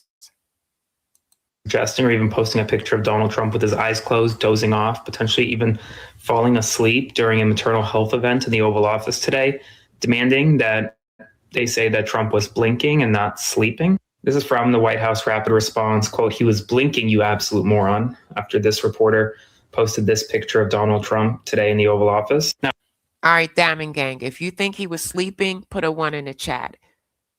If you think that he was blinking, put a 2 in the chat. So 1 for sleeping, 2 for blinking. a picture, I mean, he could have just been blinking, right? But we do have video, and you tell me if he was blinking or not. In the Perinatal Improvement Collaborative hospitals, we have reduced maternal mortality. 1 for sleeping, 2 for blinking. You only said 2, girl. He was knocked out. By 41.5%, which is truly incredible. And this is compared with the 5.9% decline in benchmark. And that continues to go on and on. I looked at his eyes. I mean, they looked pretty close.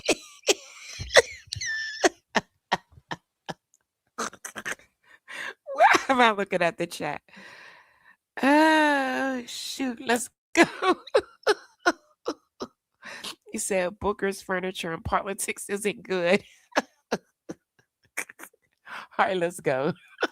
Or at least dozing off. Doesn't look like he was just sitting there blinking like the White House is claiming. And I don't know why the White House is so upset when even that reporter, if you go back to the picture at the beginning, never said that Trump was asleep. Spread the word, follow for more. The Trump White House is in full damage control right now. They are lashing out. It was going crazy yesterday. Listen, if it was a part of the news yesterday, I got it. Let's go. At reporters who are sharing photos and videos of Donald Trump appearing to doze off during a press conference in the Oval Office earlier today.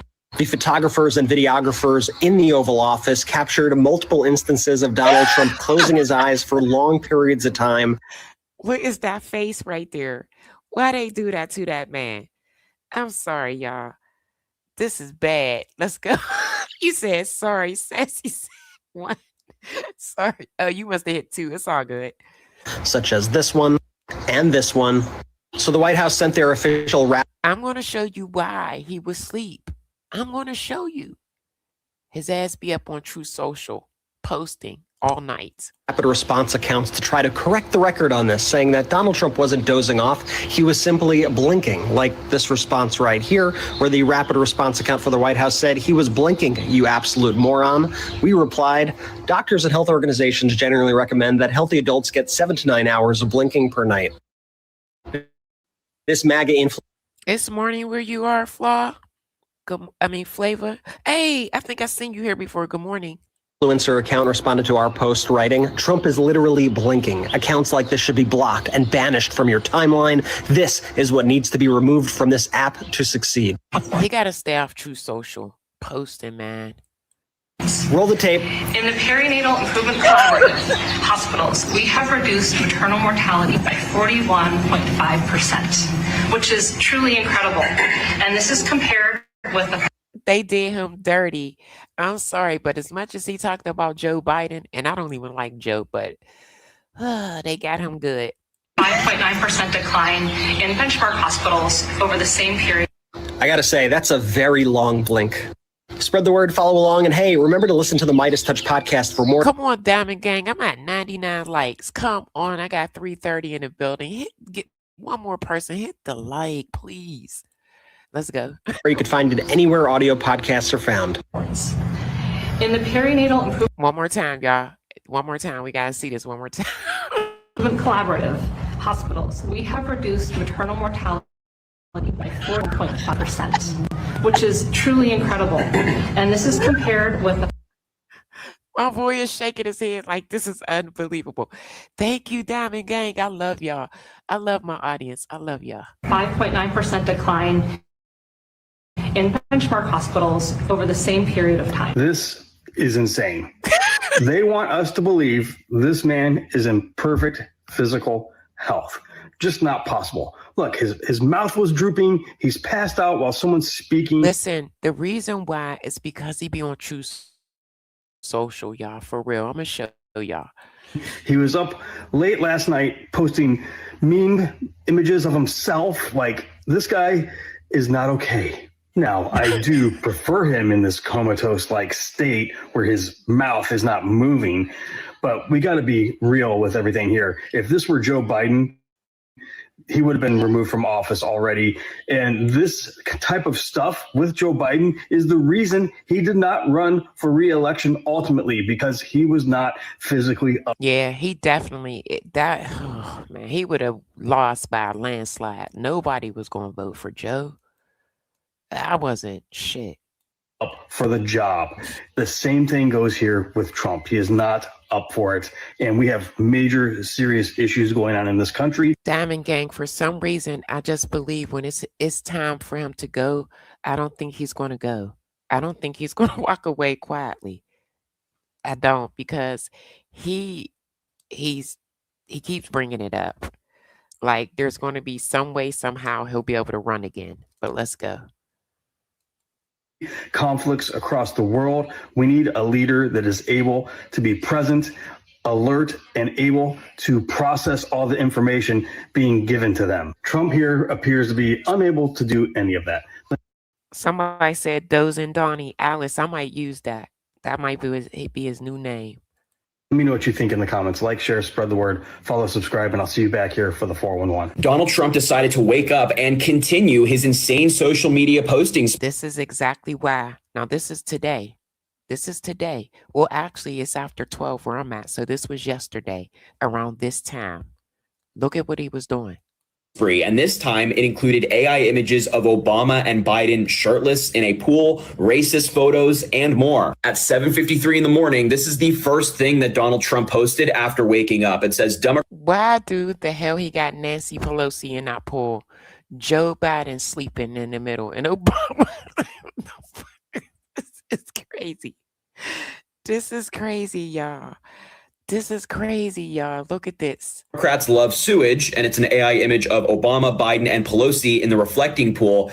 And I just think this is deranged. Like, how crazy do you have to be to come up with Now that I did get this clip, but I did not know he had them in sewage.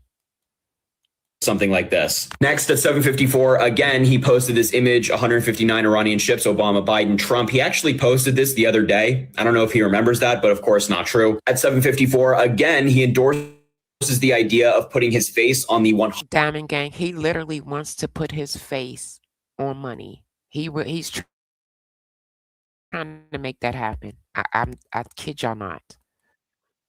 $100 bill and also his name on the back of it. Then at 7:55 a.m., he posted another image that he uploaded the other day as well. It says JB Pritzker, the governor of Illinois, is too busy to keep Chicago safe. What's and I do going think on, y'all? Could y'all believe this?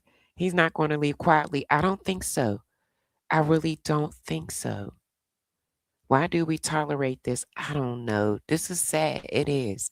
That's why I had to take a couple days off, because some of the things that I was watching and things that he was doing, it started affecting me. So I was just like, I got to stop watching this for a day or two. it's ironic that he's insulting Pritzker for this when Donald Trump looks like he does. At 7:55 a.m., Hakeem Low IQ Jeffries, his district, him at home. It's incredibly racist that Donald Trump is painting a majority Black district as this, and he's attacking Hakeem Jeffries, calling him low IQ. 7:57 in the morning, lasers, bing, bing, gone. What? And finally, 8:03 in the morning, bye-bye fast boats, with, of course, another AI. So again, once again, he is threatening Iran over Truth Social. So he's basically saying that we're going to bomb all their smaller boats. This is unacceptable. It really is. So not only did Trump post over 55 times in the middle of the night last night, but he woke up and... Did y'all hear that?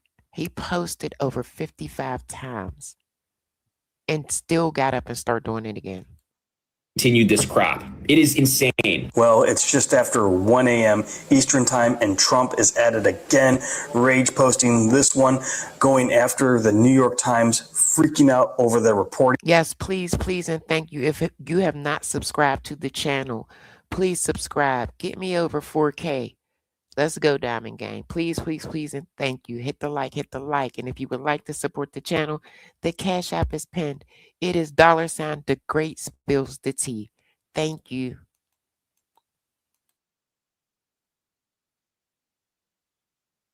He is furious over this reporting. Trump has been up for the last 3 hours posting crazy conspiracy theories on his Truth Social stuff about the 2016 election and Obama, alleging that he knew about Hillary Clinton's secret email server from far-right radical websites and outlets. He's posting about the 2020 election and how it was stolen from him. Crazy stuff, guys. This is what the president of the United States is up late at night focusing on. Not about ending the war in Iran, not about getting the cost of fuel down or the cost of groceries down or the cost of anything down. He's complaining about the tariffs, and he's complaining about the Supreme Court, and that everyone is essentially against him. But in reality, his own worst enemy is himself. That part, and you can self-sabotage. In that post I just showed you, he goes from talking in the third person to the first person about himself in the same sentence. It is quite literally maddening. At this rate, I'm not sure if we can wait until May 26th for him to go to Walter Reed. He really needs to be seen by a medical professional immediately, especially at the rate at which he's going. We're talking dozens and dozens of posts in the last 3 hours. Let me know what you guys think about this in the comments. If you're just waking up in the morning and seeing this, this is what your president has been doing up all night if you're an American citizen. Comment, like, share, spread the word, follow, subscribe, and I'll see you back here for the 411. Iran is now floating the idea of enriching their uranium to 90%, which is weapons grade, if the United States and Israel... You hear that? Now they are looking to upgrade. Upgrade it. And y'all want to know why? Because of what's going on right now.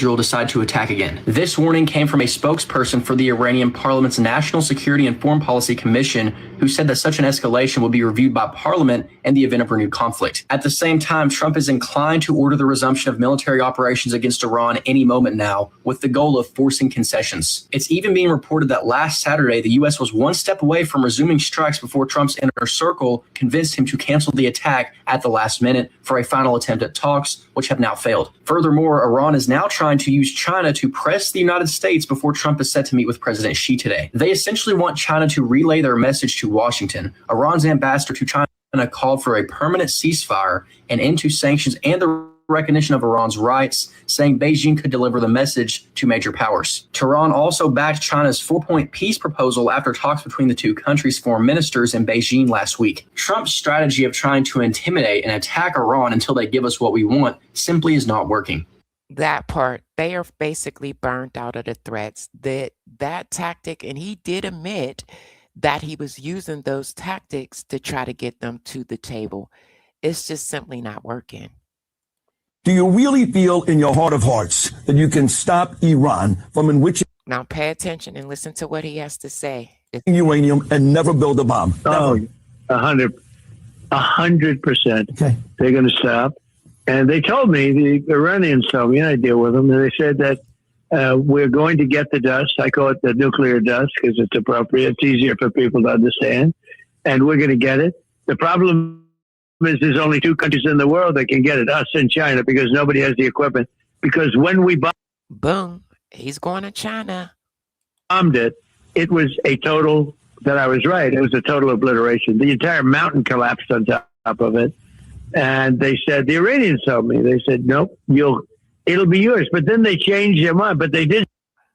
Didn't I tell you guys? I said that we were in the 6 rounds of negotiation in Iran, and I got this clip for that reason. Iran said that they was willing to dilute it down and to sell it as something else. So they were willing to basically give it up. But guess what? Israel went in and bombed, and we fell suit. We went right along with them. But here's your proof right here. He's saying it out of his own mouth that they was willing to give it up. Say, because, they demeaned the B-2 bombers. Those guys, every shot hit. Go back a little bit more. Trying to use China to press the United States. Bring it back up again. Let's go. Also backed China's 4-point peace proposal after talks between the two countries' foreign ministers in Beijing last week. Trump's strategy of trying to intimidate and attack Iran until they give us what we want simply is not working. Do you really feel in your heart of hearts that you can stop Iran from Listen, he's going to say it right here, that they were willing to give it up. enriching uranium and never build a bomb? Oh, 100%. Okay. They're going to stop. And they told me, the Iranians told me, and I deal with them, and they said that we're going to get the dust. I call it the nuclear dust because it's appropriate. It's easier for people to understand. And we're going to get it. The problem is there's only two countries in the world that can get it, us and China, because nobody has the equipment. Because when we bombed it, it was a total, that I was right, it was a total obliteration. The entire mountain collapsed on top of it. And they said, the Iranians told me, they said, nope, it'll be yours. But then they changed their mind. But they did say, because, they demeaned the B-2 bombers. Those guys, every shot hit. Then we sent in Tomahawks from a submarine. They all hit. But every shot hit. And they demeaned the B-2 bombers when CNN starts saying, well, maybe it wasn't that bad. Iran told me that it was so devastating that no country in the world other than us, and they said China, would be able to, has the machinery to be. Yeah, I heard him clear as day, said that they were willing to give it up. Able to get that. It is now day 74 of the U.S.-Israeli war on Iran. All right, so now we are mid-afternoon. Yes, please, please, please, and thank you, Diamond Gang. Hit the like. Coming up next will be a little bit of Pete Hegseth in front of Congress and Patel in front of Congress. Patel crashed. He had a meltdown. Here's a roundup of what happened in the past 24 hours. President Trump said today that the current ceasefire is on massive life support following his rejection of Iran's proposal. The president told Fox News that he believes Iran is going to fold in negotiations with Washington and said he is considering reviving his so-called Project Freedom, the halted U.S. operation to assist ships stranded by Iran's blockade of the Strait of Hormuz. In a rare move, the Pentagon acknowledged the arrival. That was a failure. Project Freedom was a failure. I believe that they said that there were only 2 boats, okay? But at one point in time, they were saying, oh, there were a slew of boats and it was a success. That was not the case. And again, they came out here and said that they stopped Project Freedom at the request of Pakistan. That was a lie. Saudi Arabia got upset and told us that we couldn't use their military bases or their airspace because we did not consult with them. Why? Because President Trump thinks he could do whatever the hell he wants. Let's go. Of the USS Alaska, a nuclear-armed Ohio-class ballistic missile submarine in Gibraltar. Y'all hear that? I told you guys they brought that submarine over here to show force. It's going to escalate. Let's go. Listen up. With Washington and said he is considering reviving his so-called Project Freedom, the halted U.S. operation to assist ships stranded by Iran's blockade of the Strait of Hormuz. In a rare move, the Pentagon acknowledged the arrival of the USS Alaska, a nuclear-armed Ohio-class ballistic missile submarine in Gibraltar, to signal U.S. strength and issue a visible warning to Tehran. You hear that? So we moved the USS Alaska over there to let them know we mean business. So you best believe it's getting ready to escalate. Iranian Foreign Ministry spokesman Ismail Baghai said Tehran's counterproposal to the United States was based on legitimate demands, adding that the American side continues to insist on unreasonable demands based on a mentality created by the Zionist regime. Israeli Prime Minister Benjamin Netanyahu convened his security cabinet in Jerusalem amid continued diplomatic deadlock and repeated statements by Israeli officials that the army is prepared to resume attacking Iran at any time. Iranian Parliament Speaker Mohammad Bagher Ghalibaf said that there is no alternative but to accept Iran's 14-point proposal and warned that— Boom, you heard that. So they are standing 10 toes down. If we do not move that blockade, they don't want to talk about nothing. Iran's armed forces are prepared for all options and that their response would surprise their adversaries. This comes as negotiations have stalled. And remember, they have not depleted.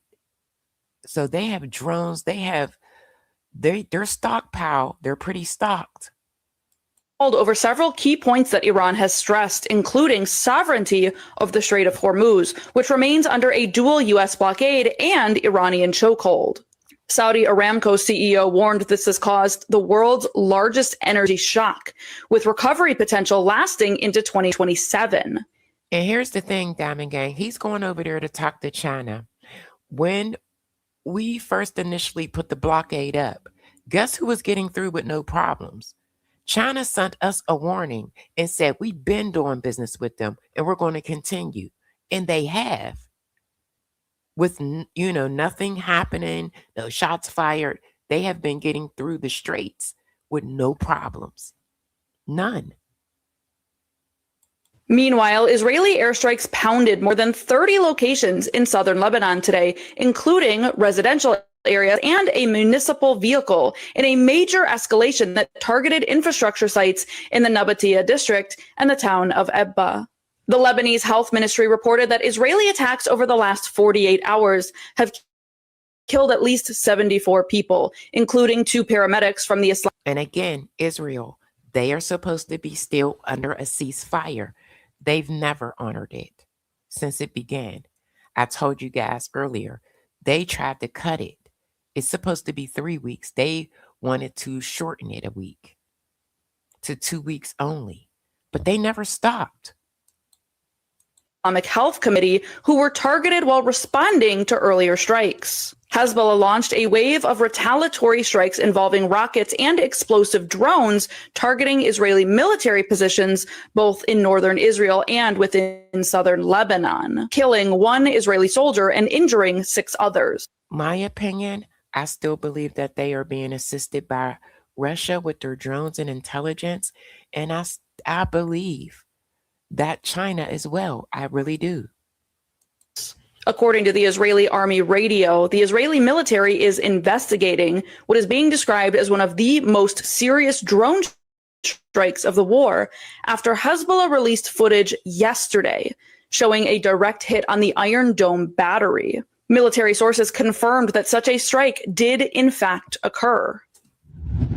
What does President Trump want when he arrives here in Beijing this week for his summit with President Xi? Well, his number one goal is to bring home substantial trade and economic deals for the American people, and that will include the sale of U.S. products such as Boeing aircraft, soybeans. So you guys hear that. So now he wants to go back and bring trade with China. At one point in time, we don't need them. And natural gas. He also wants a guarantee of continual supply of rare earths and critical minerals. They are essential for AI defense as well as your smartphones. As you may recall, at the height of the tariff war last year, China threatened to cut off global supply. Trump also needs China's help to end the Iran war. As one Chinese source here told me, Trump dug the hole. He wants China to fill it. Now, China is one of Iran's closest allies, and it has skin in the game. Roughly a third of its oil and gas comes through the Persian Gulf, so it's certainly in China's best interest for the Strait of Hormuz to be reopened. But Here's the thing. I hear what she's saying. However, since the strait's been closed, they've been through the straits with no problem. But okay. Just as transactional as Trump, and he will want something major in return. At the top of his list is Taiwan. China claims the self-governed island as its own territory, and Xi has said that reunification is unstoppable. He wants the US to stop all arms sales. He wants it to change its position towards Taiwan and reduce its support. And having just visited Taiwan and interviewed the deputy foreign minister, I can tell you there is genuine concern that President Trump could potentially sell out the island democracy. She also wants the US to reduce tariffs, export controls on advanced semiconductors, and sanctions against Chinese entities. Trump is dealing with a very different China this time round compared to his last visit here almost 9 years ago. China is more experienced, it's more confident, and more powerful. And whilst she... Very, very. If they were able to say, listen, we are going to get through the straits regardless, yeah, they're powerful. He and Trump share a personal relationship. This is a very different geopolitical landscape with so much at stake. What is your message to President Xi as it relates to the Iran war? Well, I think, number one, we're going to have a long talk about it. I think he's been relatively good, to be honest with you. You look at the blockade, no problem. They get a lot of their oil from that area. We've had no problem, and he's been a friend of mine. He's been somebody that we get along with. He's definitely going to ask for their assistance. Since Iran is so, they're not budging, I don't know how much help China could actually be to them. We know that, 2 weeks ago, they met with Russia, and Russia said that they was going to stand 10 toes down for them and assist them with whatever. We'll see. But meanwhile, he has a relationship with Putin. And again, remember, gang, the days is coming up. The 16th, I can guarantee you that they're going to renew the lifting of sanctions off of Russia. Remember, I told you guys about that? It expires on the 16th, May 16th. I can guarantee you guys, we're going to do it again for them. We're going to do it again. And I think you're going to see that good things are going to happen. This is going to be a very exciting trip. A lot of good things are going to happen. Do you think he needs to intervene at all with the Iranians? I don't think he can help in any way? No, I don't think we need any help with Iran. We'll win it one way or the other. We'll win it peacefully or otherwise. Their Navy's gone. Their Air Force is gone. He keeps saying that they're in better position than the start they are in better position. I'm gonna say this again from the start. So every single element of their war machine is gone. They've killed a lot of people. They've killed 42,000 people at least over the last month and a half. We win. No matter how you cut it. Mr. President, what do you think of do you believe, Mr. Kurdi, sir, Mr. President, do you believe your visit to China will impact of international economy and price of oil? It's going to be a positive. We're going to have a very good meeting. I spoke with President Xi. We both look forward to the meeting. It's going to be great. What he's going to want from China is some help in pressure. Now listen to this, because I brought this piece for a reason. He's saying that he's not going there to ask for help. I guarantee you he is. Of course, he's going to try to act like everything's under control and we have it. But he's looking for an off-ramp. He wants this to be done and over because he wants to go to his next stop, which is Cuba. And he's been saying that for quite a while. In Iran to come to an agreement that ends the war on terms that are relatively favorable to the United States.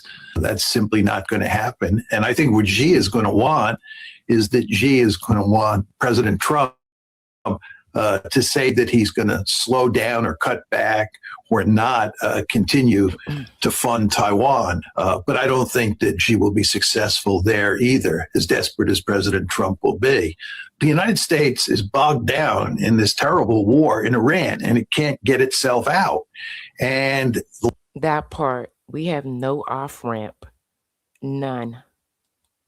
The last thing we need is a crisis in East Asia. So you can rest assured that when President Trump arrives in China, that he's going to go to great lengths to smooth any ruffled feathers that he finds in China. And of course, the Chinese have a series of problems of their own, especially in terms of their domestic economy. And furthermore, their military is not in a position where it can take advantage of America's weakness in East Asia these days. So the Chinese. You said mob tactics. What you mean mob tactics? Put it in the chat for me. I'll read it. He is playing backdoor stuff, period. I agree. I agree, Clara. I agree. Can't anyone see it? Yeah. Article 25 now. I thought they said they started the steps, but I never did get an update on that. I haven't heard anything since. Chinese, like the Americans, I think will go to great lengths to make sure that the existing modus vivendi in East Asia stays in place. Breaking news. Whatever is going on with Trump is accelerating because he is losing his filter. Okay, gang, we're about to get into him lashing out today. Before he went to China, he was calling reporters stupid. We're really close to the end of this. The end will consist of Pete Hegseth in front of Congress and Kash Patel. I saved Kash Patel's meltdown for the last. After that, I will take comments. If anybody want to come up and hit the link and sound off, you can. All right, let's go. Let the truth out that he doesn't care about Americans' financial situation. Oh yeah, I forgot about that. He literally said he don't care. He don't care about us not being able to eat, buy gas. He don't care. So if you're supporting him, he don't care what your situation is. Listen up. Mr. President, to what extent are Americans' financial situations motivating you to make a deal? Not even a little bit. The only thing that matters when I'm talking about Iran, they can't have a nuclear weapon. I don't think about Americans. You hear that? I don't think about Americans, and I'm gonna take it back. So if you're a Trump supporter, he said he don't care. Hold on, sorry. Let's go back. Let's get it. About Americans' financial situation. When you're negotiating with Iran, Mr. President, to what extent are Americans' financial situations motivating you to make a deal? Not even a little bit. The only thing that matters when I'm talking about Iran, they can't have a nuclear weapon. I don't think about America's financial situation. I don't think about anybody. I think about one thing. We cannot let Iran have a nuclear weapon. That's all. That's the only thing that matters. So if you out there struggling, he don't care. Why my comment gray? No, your comment's not gray. I can see it. It's white. Yet some of y'all will sell your firstborn to kiss up. He said, misspelled the curse words. Please. There you have it from the horse's mouth. Trump doesn't care about you struggling financially. He doesn't care that the war with Iran is bearing a larger cost to Americans. He just doesn't factor that into any of his decision making. This is the most dictator-like thing he has said yet. And this is going to get worse. As his filter collapses, he's going to say more things like this. And he did. Right after that, he called somebody stupid.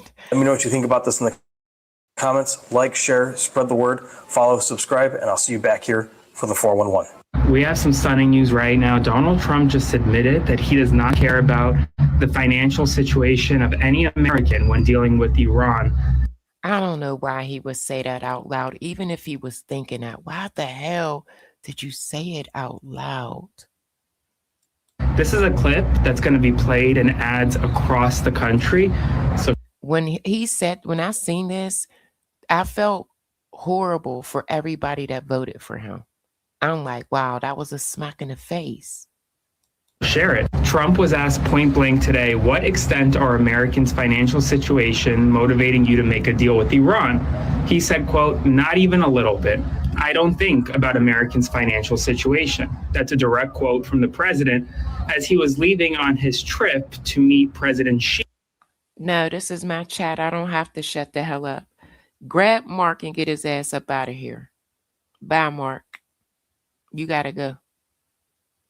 Get him up out of here. Mark Thompson, get him up out of here. I said you could feel any way you want to feel. Just don't disrespect me. And you being a little bit, you're being too disrespectful. If you don't like what I'm saying, did you get him? Because I was about to go out and get him. Oh, yeah, I'll do it. Hold on.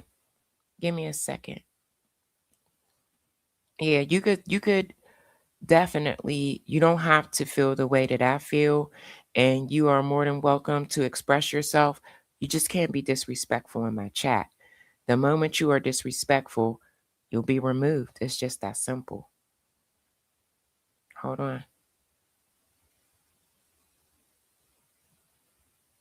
He might have. Okay, let me finish this. In China, he went on to say that all he cares about is Iran not. Thank you, EJ. Yeah, gang, you don't have to agree with me. As adults, we could agree to disagree.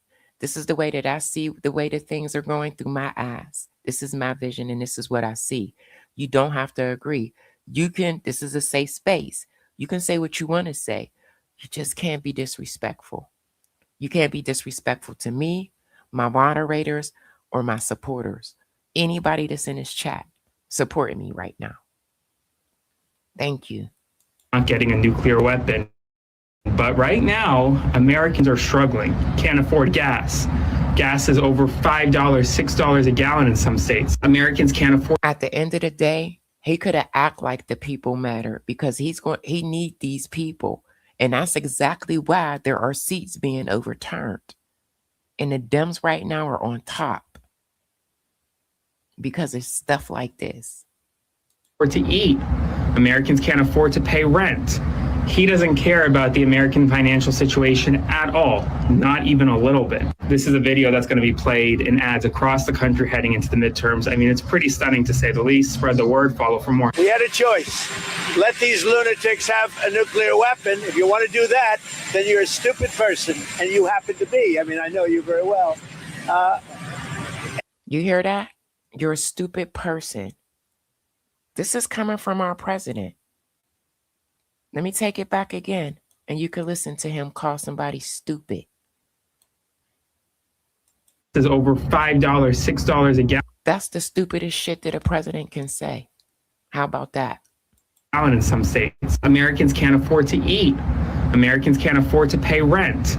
He doesn't care about the American financial situation at all, not even a little bit. This is a video that's going to be played in ads across the country heading into the midterms. I mean, it's pretty stunning to say the least. Spread the word, follow for more. We had a choice. Let these lunatics have a nuclear weapon. If you want to do that, then you... And he keeps saying this like he had proof and like he showed the public, the people, the proof. He hasn't showed us the proof.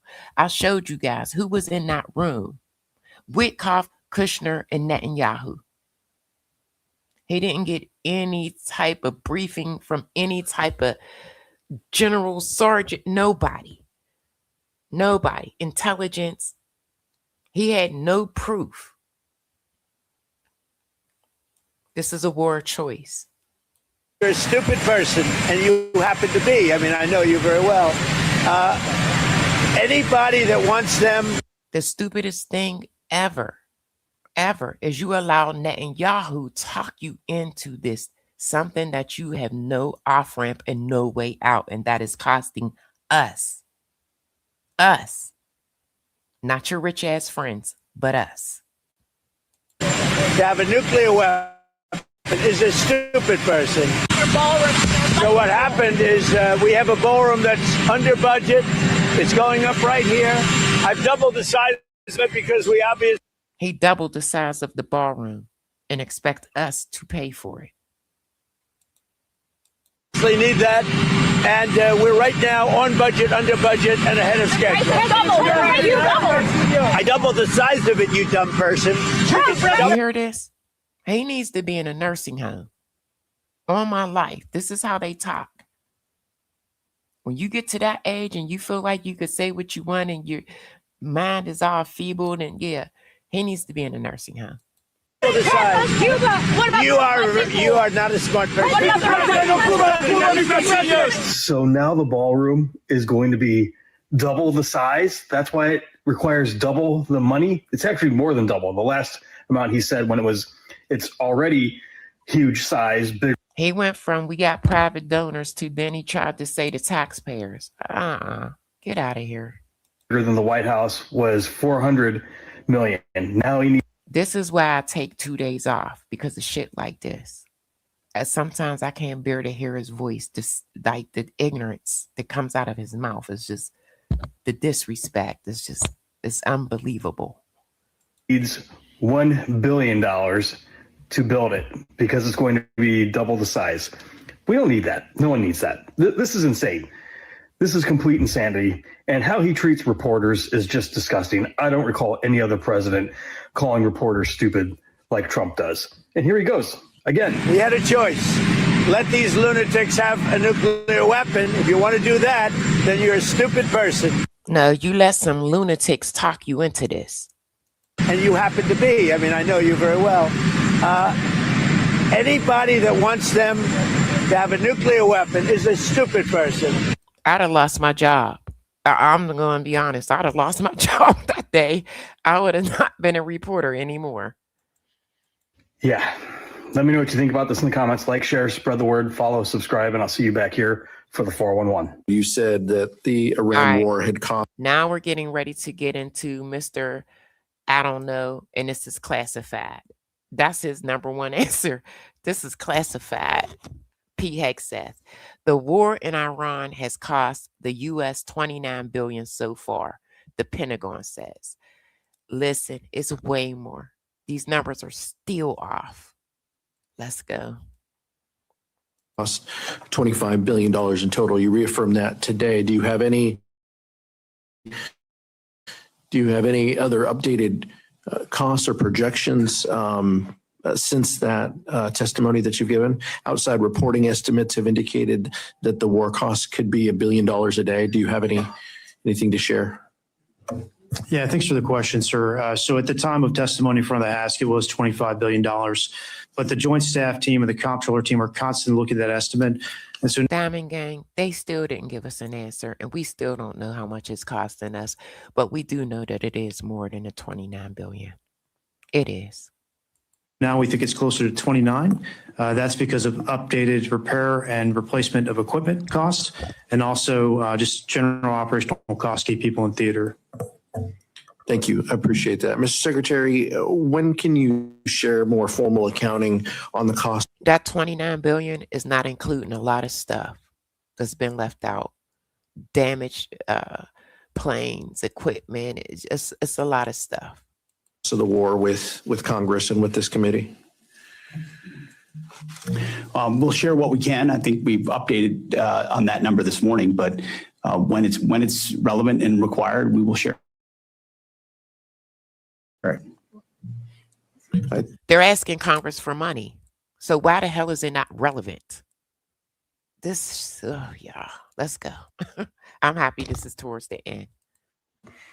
I think this would be the format that it would be required. Mr. Secretary, on that same day, April 29th, you testified that the current ceasefire meant that the 60-day calendar with the War Powers Resolution was paused. Who are the parties to the ceasefire? Well, right now, we are in that same ceasefire as of right now. That wasn't the question. Who are the You know why they're asking who's the parties? Parties to will be the United States and the regime in Iran. How many pages is the ceasefire? What deal points? Because of Hezbollah, they're asking that. I'm not asking you to share the contents. I guess what I'm trying to ask is, how do we know that the ceasefire is active or not active without any documentation? We know it's evident, and the ceasefire is in effect. But is it? This is insane. This is insane. Is it pages? Is it 15 points? There's been different points that have moved around. Is there any other? How do we know? You just trust that the president knows that the ceasefire is active or not active? As you know, for the most part, a ceasefire means the fire is ceasing. And we know that has occurred while negotiations occur. And No, it hasn't. There has been back and forths. It hasn't been huge, but there have been. there are lots of different discussions with our negotiating team that are happening. I'm there when those discussions are occurring, different drafts, different perspectives. So it's a very dynamic situation where a negotiated settlement could be the outcome here, where Iran does not have nuclear capabilities. They are not sitting at the table. There is no negotiating going on. I don't know why he's answering this way. Just like this man don't know what's going on, but yeah, there is no talks. And from the Department of War perspective, we're here to support those options. You've achieved a series of tactical successes, but are on the verge of a strategic loss because we are now negotiating. Just to get so foolish, here we are in a committee in the United States Senate, 74 days in, and you're talking about strategic loss. We have the ability to defeat a 47-year threat of a pursuit of. It wasn't a threat. When Obama's deal was in place, we had oversight. It didn't become a threat until Trump tore up that deal. What part of that are they not getting? It then became a threat. A nuclear weapon. We have more leverage. If we would have kept that in place and kept the oversight crew over there, we wouldn't have to think, guess, or worry. We would know exactly what the hell they was doing. That we've ever had. We've had incredible battlefield successes, and you're talking about a strategic loss? We had tremendous loss that they were hiding from us. And I showed you guys the damage. I think it was 16 U.S. bases over there in the Middle East. They had to go and stay in hotels and things like that. Damage, inhabitable. Mr. Secretary, disingenuous questions. Mr. Secretary, this is how you undercut efforts that could otherwise and are otherwise. I am not sure. They hid that from us. They hid that. They hit strategically. They hit, I want to say it may have been 16 out of 19.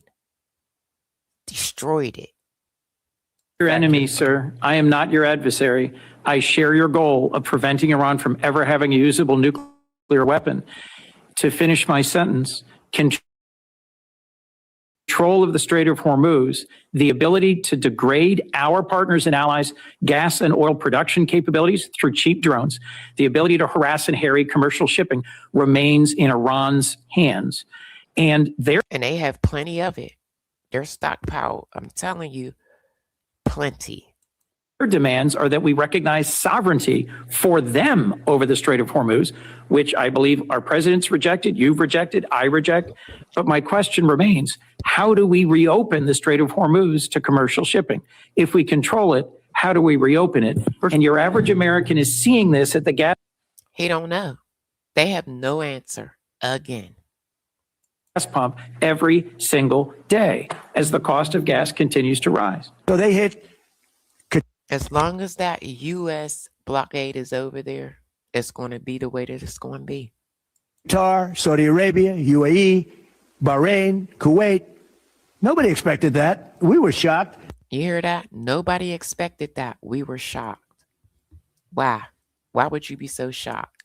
Senator, I can reassure you that it was all accounted for. Every aspect of this was poured over by the Joint Staff, by civilian leadership, and represented in pursuit of a very clear goal. I'm just wondering why we're moving THAAD assets from South Korea after the war started. I'm just wondering why there was a scramble to evacuate personnel. And I'm wondering why the President of the United States, our Commander-in-Chief, said that he was shocked that Iran would retaliate by striking other countries in the region. This was not just foreseeable, it was foreseen. It was bingo. This was not just foreseeable, it was foreseen. Like they literally, just like they said they never thought they would close the straits. Other administrations have actually mapped that out.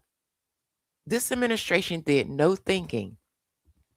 None, no strategizing, nothing. This is insane. You know, you don't need to get into a skiff to understand that their likely play was to asymmetrically retaliate. Boom. And then to close the strait. And then it happened. That right there. Did y'all hear that? If it would have been any other president, that would have been expected for them to retaliate and hit other countries and to close the straits. But this administration never thought about it. He thought it was going to be like Venezuela. I'm telling you. And the president. Remember, oh, this is going to be a 4 to 6 week excursion. You're right. You're right. Netanyahu played your ass. Said, gosh, who could have seen this coming? I'm just trying to figure out, for those of us on the left and the right, who are wary of regime change wars, who are wary of happy talk. That part. Anytime you say regime change, those are forever wars. So they came in saying regime change. How do you think you're going to do a regime change in 4 to 6 weeks through a little excursion? Like what? Make it make sense. Who have learned through terrible experience the cost of this kind of adventurism. Why is this any different, and why didn't we see this coming? Nobody expected that. We were shocked. Kash. That's what he said, and that's strange. Now we're going to get into this piece about old Kash Patel. He crashed. His days are numbered. Just like I said, but I've been said this. I said Pam Bondi. I called out Kristi Noem. I called out Gabby, and I called out Patel. I said they will be gone. And for some reason, I think Pete Hegseth is going to take the blame for a lot of shit. Patel has a total crash out meltdown when questioned by Senator Chris Van Hollen about his drinking problem. So there have been no occasions when your security detail had difficulty waking or locating you. Is that right? Nope, it's a total farce. I don't even know where you get this stuff, but it doesn't make it credible because you say so. That would be from The Atlantic's Sarah Fitzpatrick and her verified. And they're not backing down. The Atlantic is not backing down. credible sources. I'm not saying it, Director Patel. It's been written and documented. You are literally saying it. No, I'm saying that these are reports.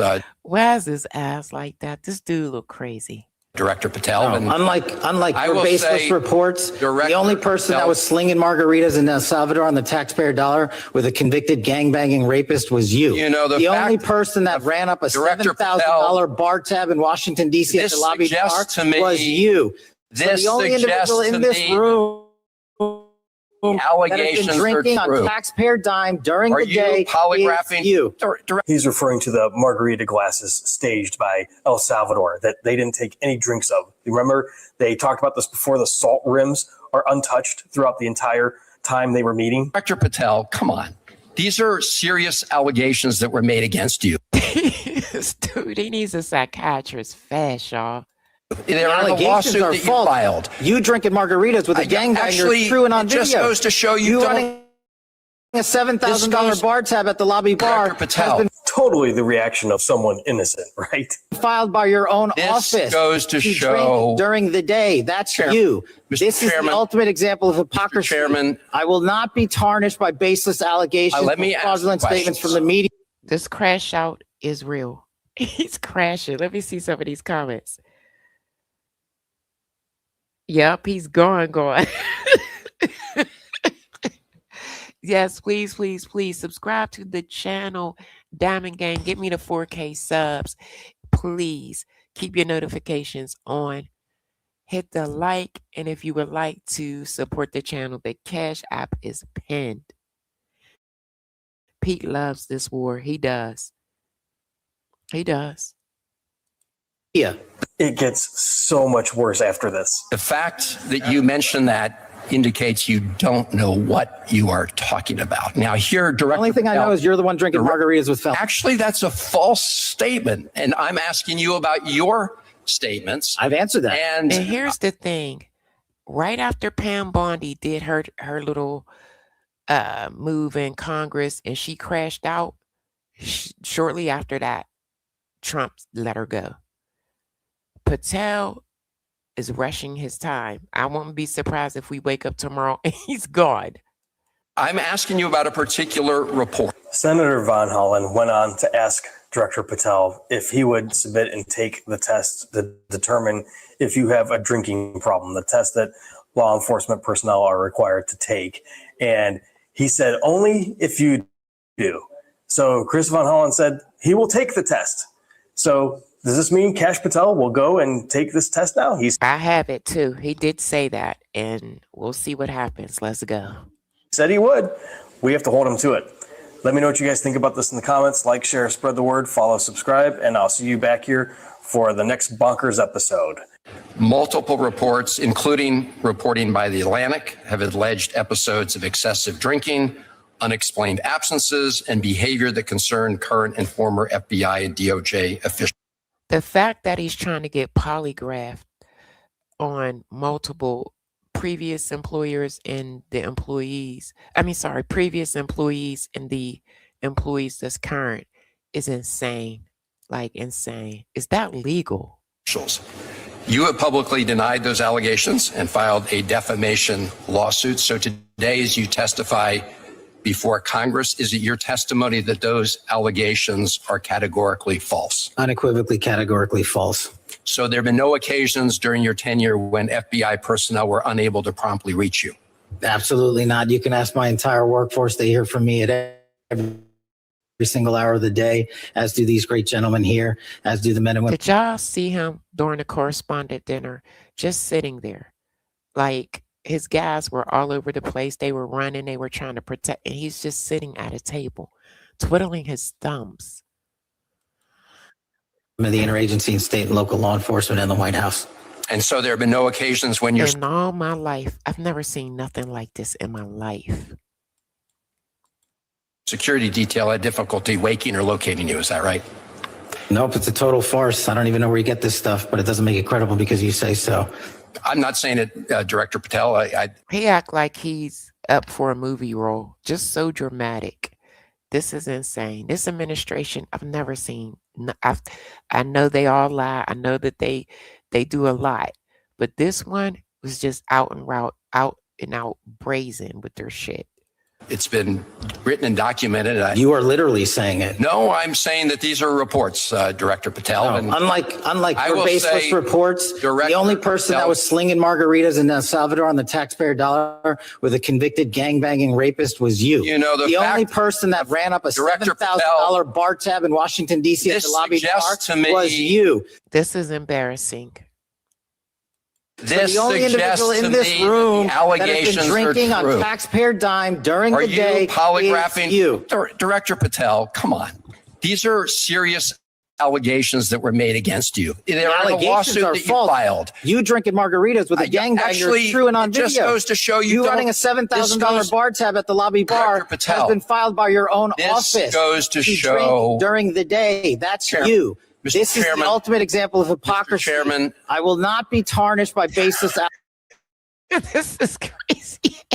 Yo, I've never seen such a aboutism administration in my life. That part. Kash is right. They said the glasses wasn't touched. That's what yeah, can I get a couple more likes? Can y'all give me the 150? I'm at 138. Please, and thank you. Allegations, let me fraudulent statements from the media. The fact that you mentioned that indicates you don't know what you are talking about. Now, here, Director The only thing I know is you're the one drinking margaritas with felons. Actually, that's a false statement, and I'm asking you about your statements. I've answered that. And I'm asking you about a particular report. And it's not a report. Testimony. So let me ask you this. Are you willing to take the test that it's called the audit test that members of our active duty? He can Ray say, yeah, he gonna take it, Diamond Gang. Oh, please, y'all, could I get 11 more likes? 11 more for you, girl, please and thank you. All right, let's go. Military and others take to determine whether they have a drinking problem? I'll take any test you're willing to take. I will take it, Director Patel. I'll take it. You ready to take it? Let's go. Yes or no? Let's go. Side by side. I'll take it. I'm glad that you have agreed. So he said he's going to take it. Yeah, we're going to see. All right, let's go. To take the test regarding, whether you have alcohol problems. I'm glad you agreed with me to do that. Listen, in all honesty, if he needs the help, he needs to get the help. It is what it is. I mean, we all fall short. This is not the end of the world, but he cannot continue to go on like this. I don't think that his job is secure. I believe 9.999. I believe he's going to lose it. But he needs to go ahead and sit down and get some help. Still haven't answered my final question. Do you know, Mr. Director, that it is a crime to lie to Congress? He can't even be still, and he won't admit that it's a crime to lie to Congress. Let me get 10 more likes, y'all. You know that. I do not lie to Congress. I didn't ask you that. And you're insinuating that I am. I asked you whether you know. You want to correct your time in this session where you got steamrolled by the facts. He's trying so hard not to laugh.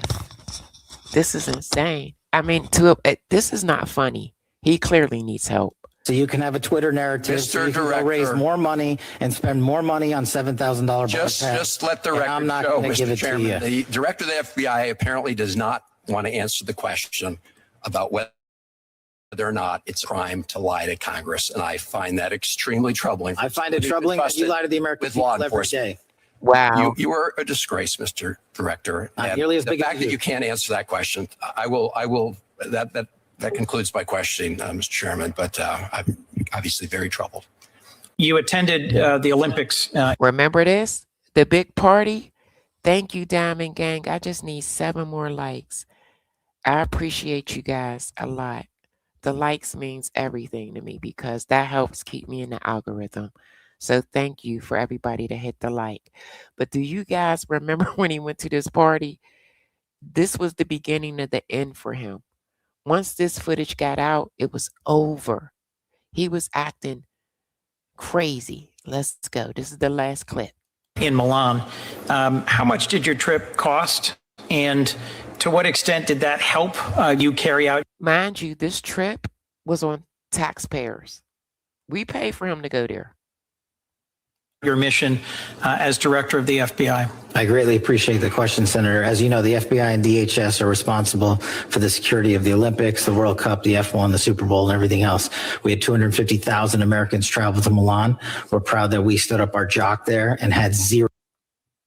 But what gives you the right to go on taxpayers' money with these bottles of liquor and start partying with these boys in the locker room? And I said boys because they are to me. Major security incidents involving American citizens. And what we did was we purposely planned that trip around the Olympics because, as I mentioned in my opening, the top cyber criminal from the CCP was housed in Italian custody. So if all of this was going on, why in the hell did you get wasted? Look at that. I stopped the picture. His ass is closed. What made you get wasted? While there, we were able to work an agreement, an arrangement to have that individual expelled from Italy instead of going back to China, like has so often happened. So if he was going on business, I wouldn't even have said all of this. You went on business. This was not pleasure. This was business. And you got caught in the locker room drinking with these guys. Places like Serbia. And so we accomplished that mission and we kept it quiet, and that individual was returned to America 2 weeks ago. That was his answer. It's over for him.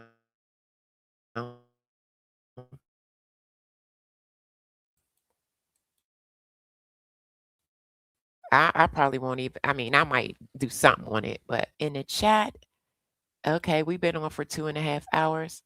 And then, hold on, y'all. Okay. Let me make sure I'm down far enough. Yeah, make sure y'all subscribe. Yup. Hold on. You said an alcoholic. I don't know why it's not allowing me to click on your comment. Here you go. An alcoholic always get defensive when they get caught. Heck yeah. It's showing big time. Like Satan, liberals know their time is short. Yeah, it's up. His time is up, y'all. Make sure y'all subscribe. You said you wish? Nah, I know. It's up. What up, Mike? Dealing with Trump. They want all kinds of, yeah, that could be, yeah. Because I heard majority of them are scared.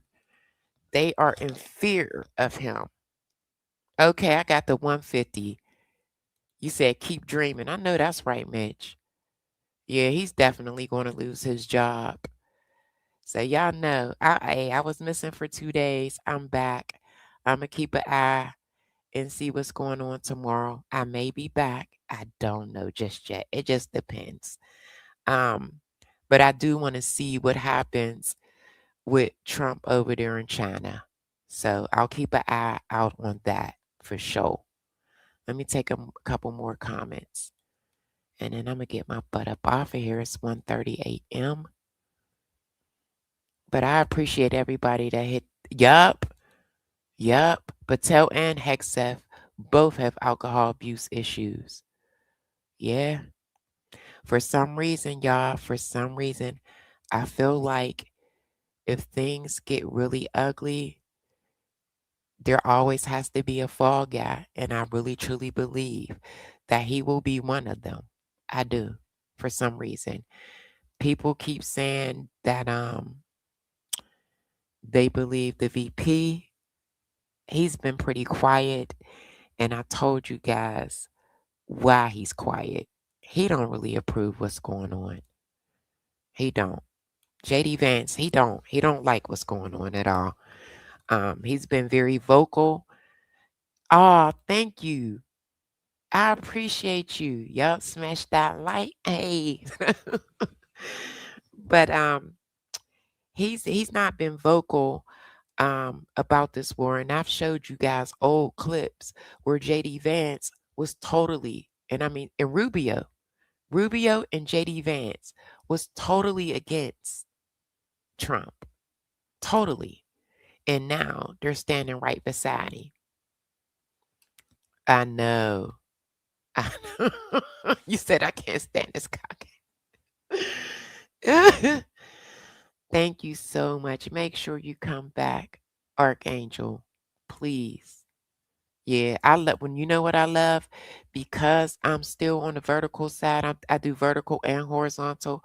I love when I come back to the vertical side and I see familiar faces. The vertical side is a hard audience because it's just people randomly scrolling. So when I see some of you guys come back, I get super excited. I really do. So, but gang, I'm going to go ahead and get up out of here. It's 2.5 hours I'm in. Keep your notifications on because I think I might be back tomorrow.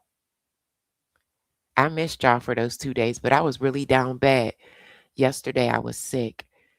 Guess what, y'all? I tried to detox off of energy drinks. I was so sick. I couldn't even lift my damn head up. I was like, I can't do this cold turkey. So what I'm going to try to do is cut down, not drink so much until I'm just down to barely nothing. I will never do that again. I tried to totally detox off of energy drinks. And I've been drinking energy drinks for years. Yes, I was crying. I was like, oh my goodness.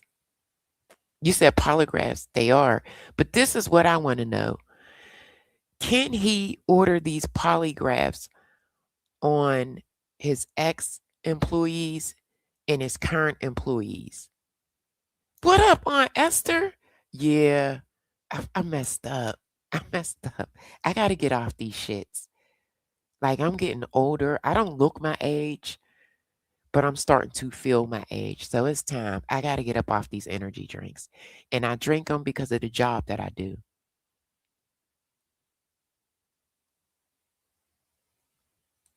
You stupid. Let him stay. Let this troll stay. I bet she does horizontal.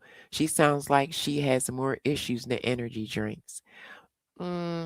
Maybe. Maybe I do. But thanks for the click and the view.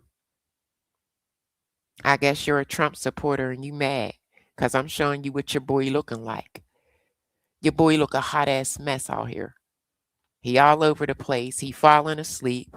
He's saying anything out of his mouth and he got us into a war that he can't get us out of. How about that?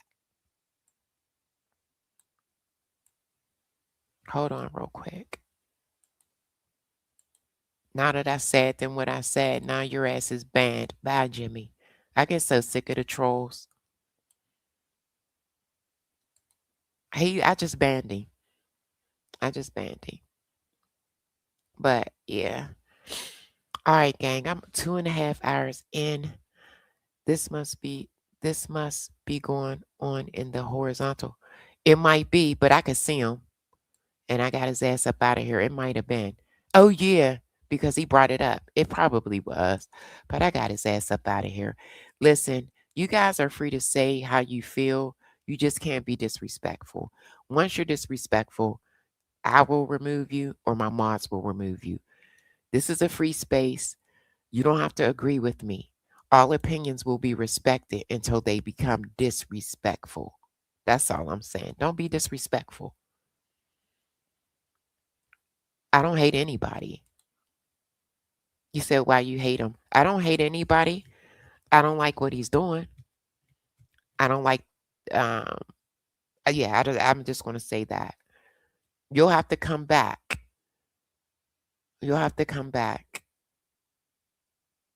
Thank you. I try to be. Yeah, I got to. Alice. I got to. He's doing a lot of lying. I think that this is a war of choice. Not only that, he didn't go to Congress. There was no proof of no threat. And yeah, he's just downright. He wants to rule with an iron fist. He thinks nothing applies to him.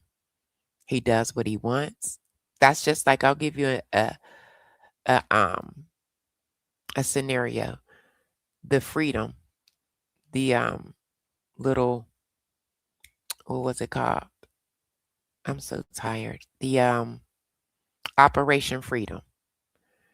He did that without speaking with Saudi Arabia. He needed to use their military bases in their airspace, and he did it anyway. So that is one of the reasons why, in less than 48 hours, Operation Freedom was put on hold. I am. Operation Freedom was put on hold because of that.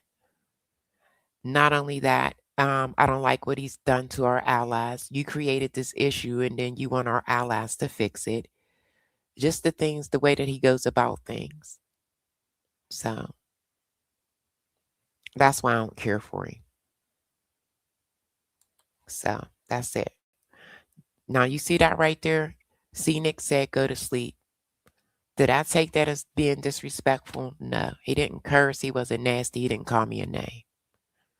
And maybe it is time for me to go to bed. It's 1:30 a.m. here. That's a leader right there. I don't think so. I don't think so. A leader, I don't think a leader should do things like that. He didn't get it done. Project Freedom, there's a hope. Because he didn't go to Saudi Arabia. That was a total epic failure. But we could go back and forth in another live stream. There's a lot of things that I don't agree with that he does. But it's okay, though, for you to feel the way that you feel. It's okay. But all right, Diamond Gang, let me get up out of here. How is the average living standard now in the U.S.? I hear. What? Where you at? You said, how is the average living standard now in the USA? I hear it's tough. Our gas prices per gallon is it New Zealand? $12 a gallon. It's not that much. Yeah, that. Yeah. That's a mess too. You know, guys, that the survivors testified today. They testified today. You said, hey, think of war. Come on, man. You come get me, man. You said you was going to get me the last time. Hold on, y'all. Y'all moving the comments too fast. You said you was coming to get me. You said you coming to lunch. I am. Hold on. Come and get me, man. I waited up hours for you and you never showed up. You stood me up. I am. I'm sleepy. Rusty, you ain't never lied. You heard me. Listen, I am, y'all. It is. It is billions. It's about $1 billion a day. It is. Wait, ask me the question. Let me go back up. Hold on. Clara, I'm sorry. Let me go up. I'm sorry. And try to find your question. It's been around for a while. Oh, you said, hey, think of war on animals too? That question? You said cat can't handle the question. What do you mean? The war on animals. Put it in a chat.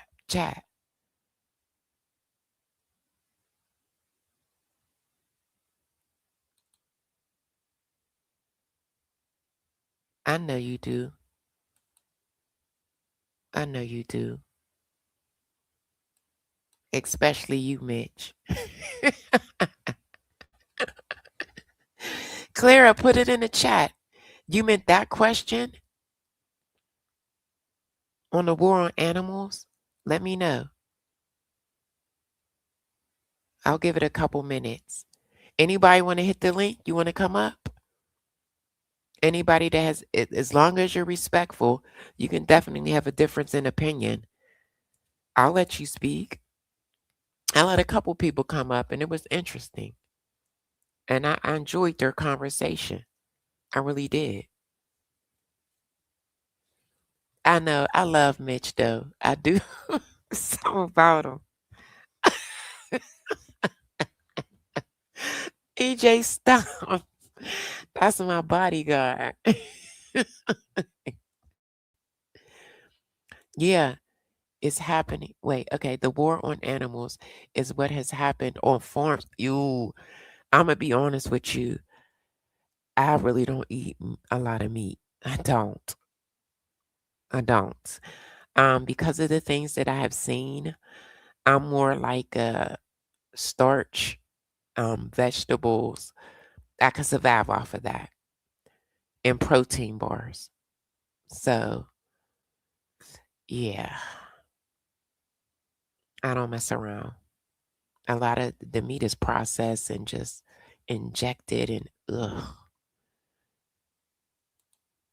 You said, first you need a what? First you need a warrant for that, and it's not admissible.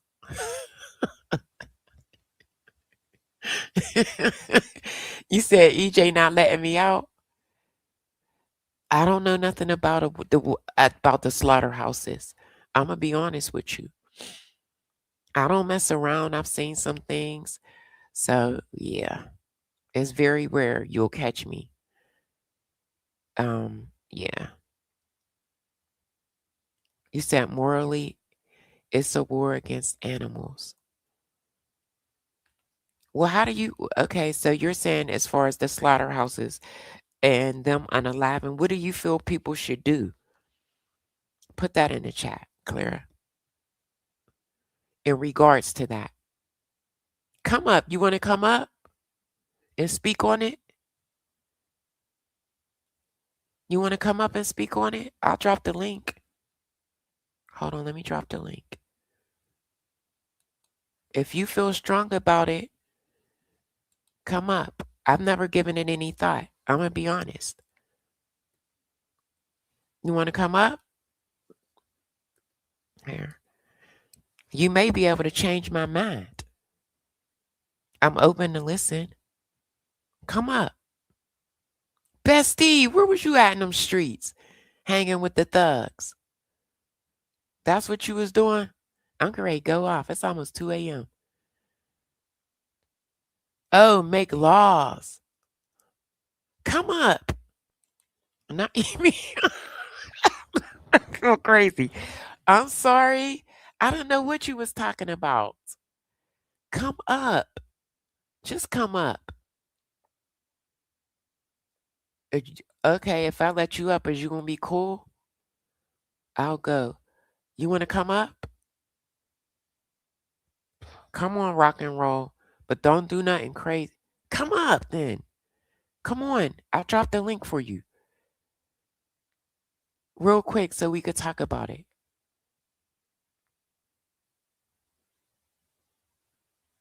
Come on. Come on. Get your butt up here. Be nice. The link is in the chat. I'll give it a couple more minutes. No, it's all good. I'm about to replay real quick. Some of it. I got to get a little bit of sleep. Dang. Okay. All you got to do is just click the link and it'll take you to StreamYard. But in order, like, so you won't be seen and you'll be like a circle, you just got to cut your camera off. You got Instagram? You got an Instagram, Clara? I would love to hear what you had to say. Okay. All right, Diamond Gang. We're 2 hours, 45 minutes in. I gotta get...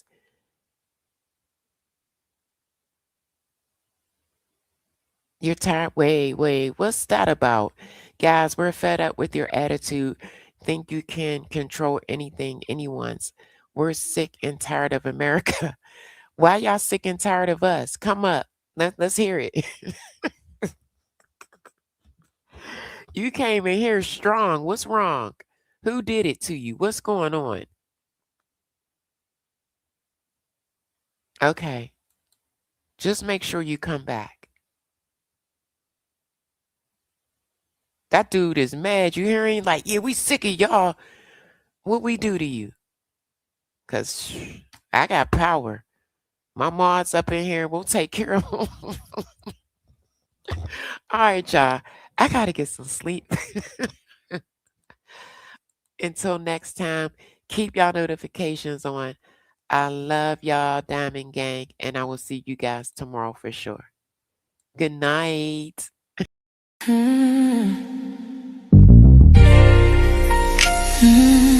It's 100 degrees. Sip on me. I'll pour it hot, so hot.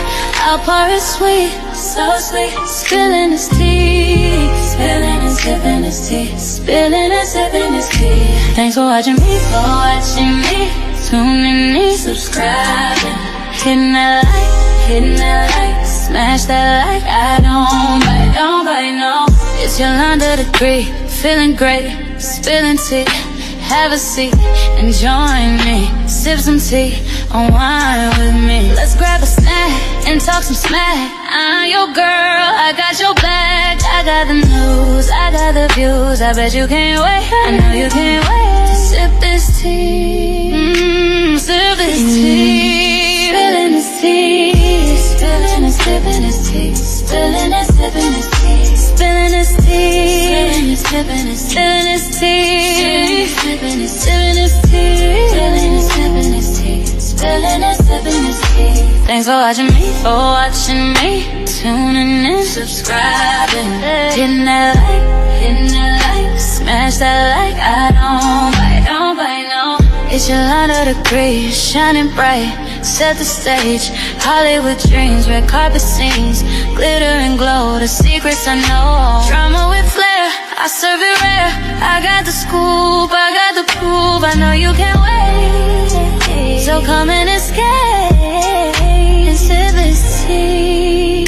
Sip with me, spilling this tea, spilling and sipping this tea, spilling and sipping this tea, spilling this tea, spilling this tea, spilling this tea, spilling this tea.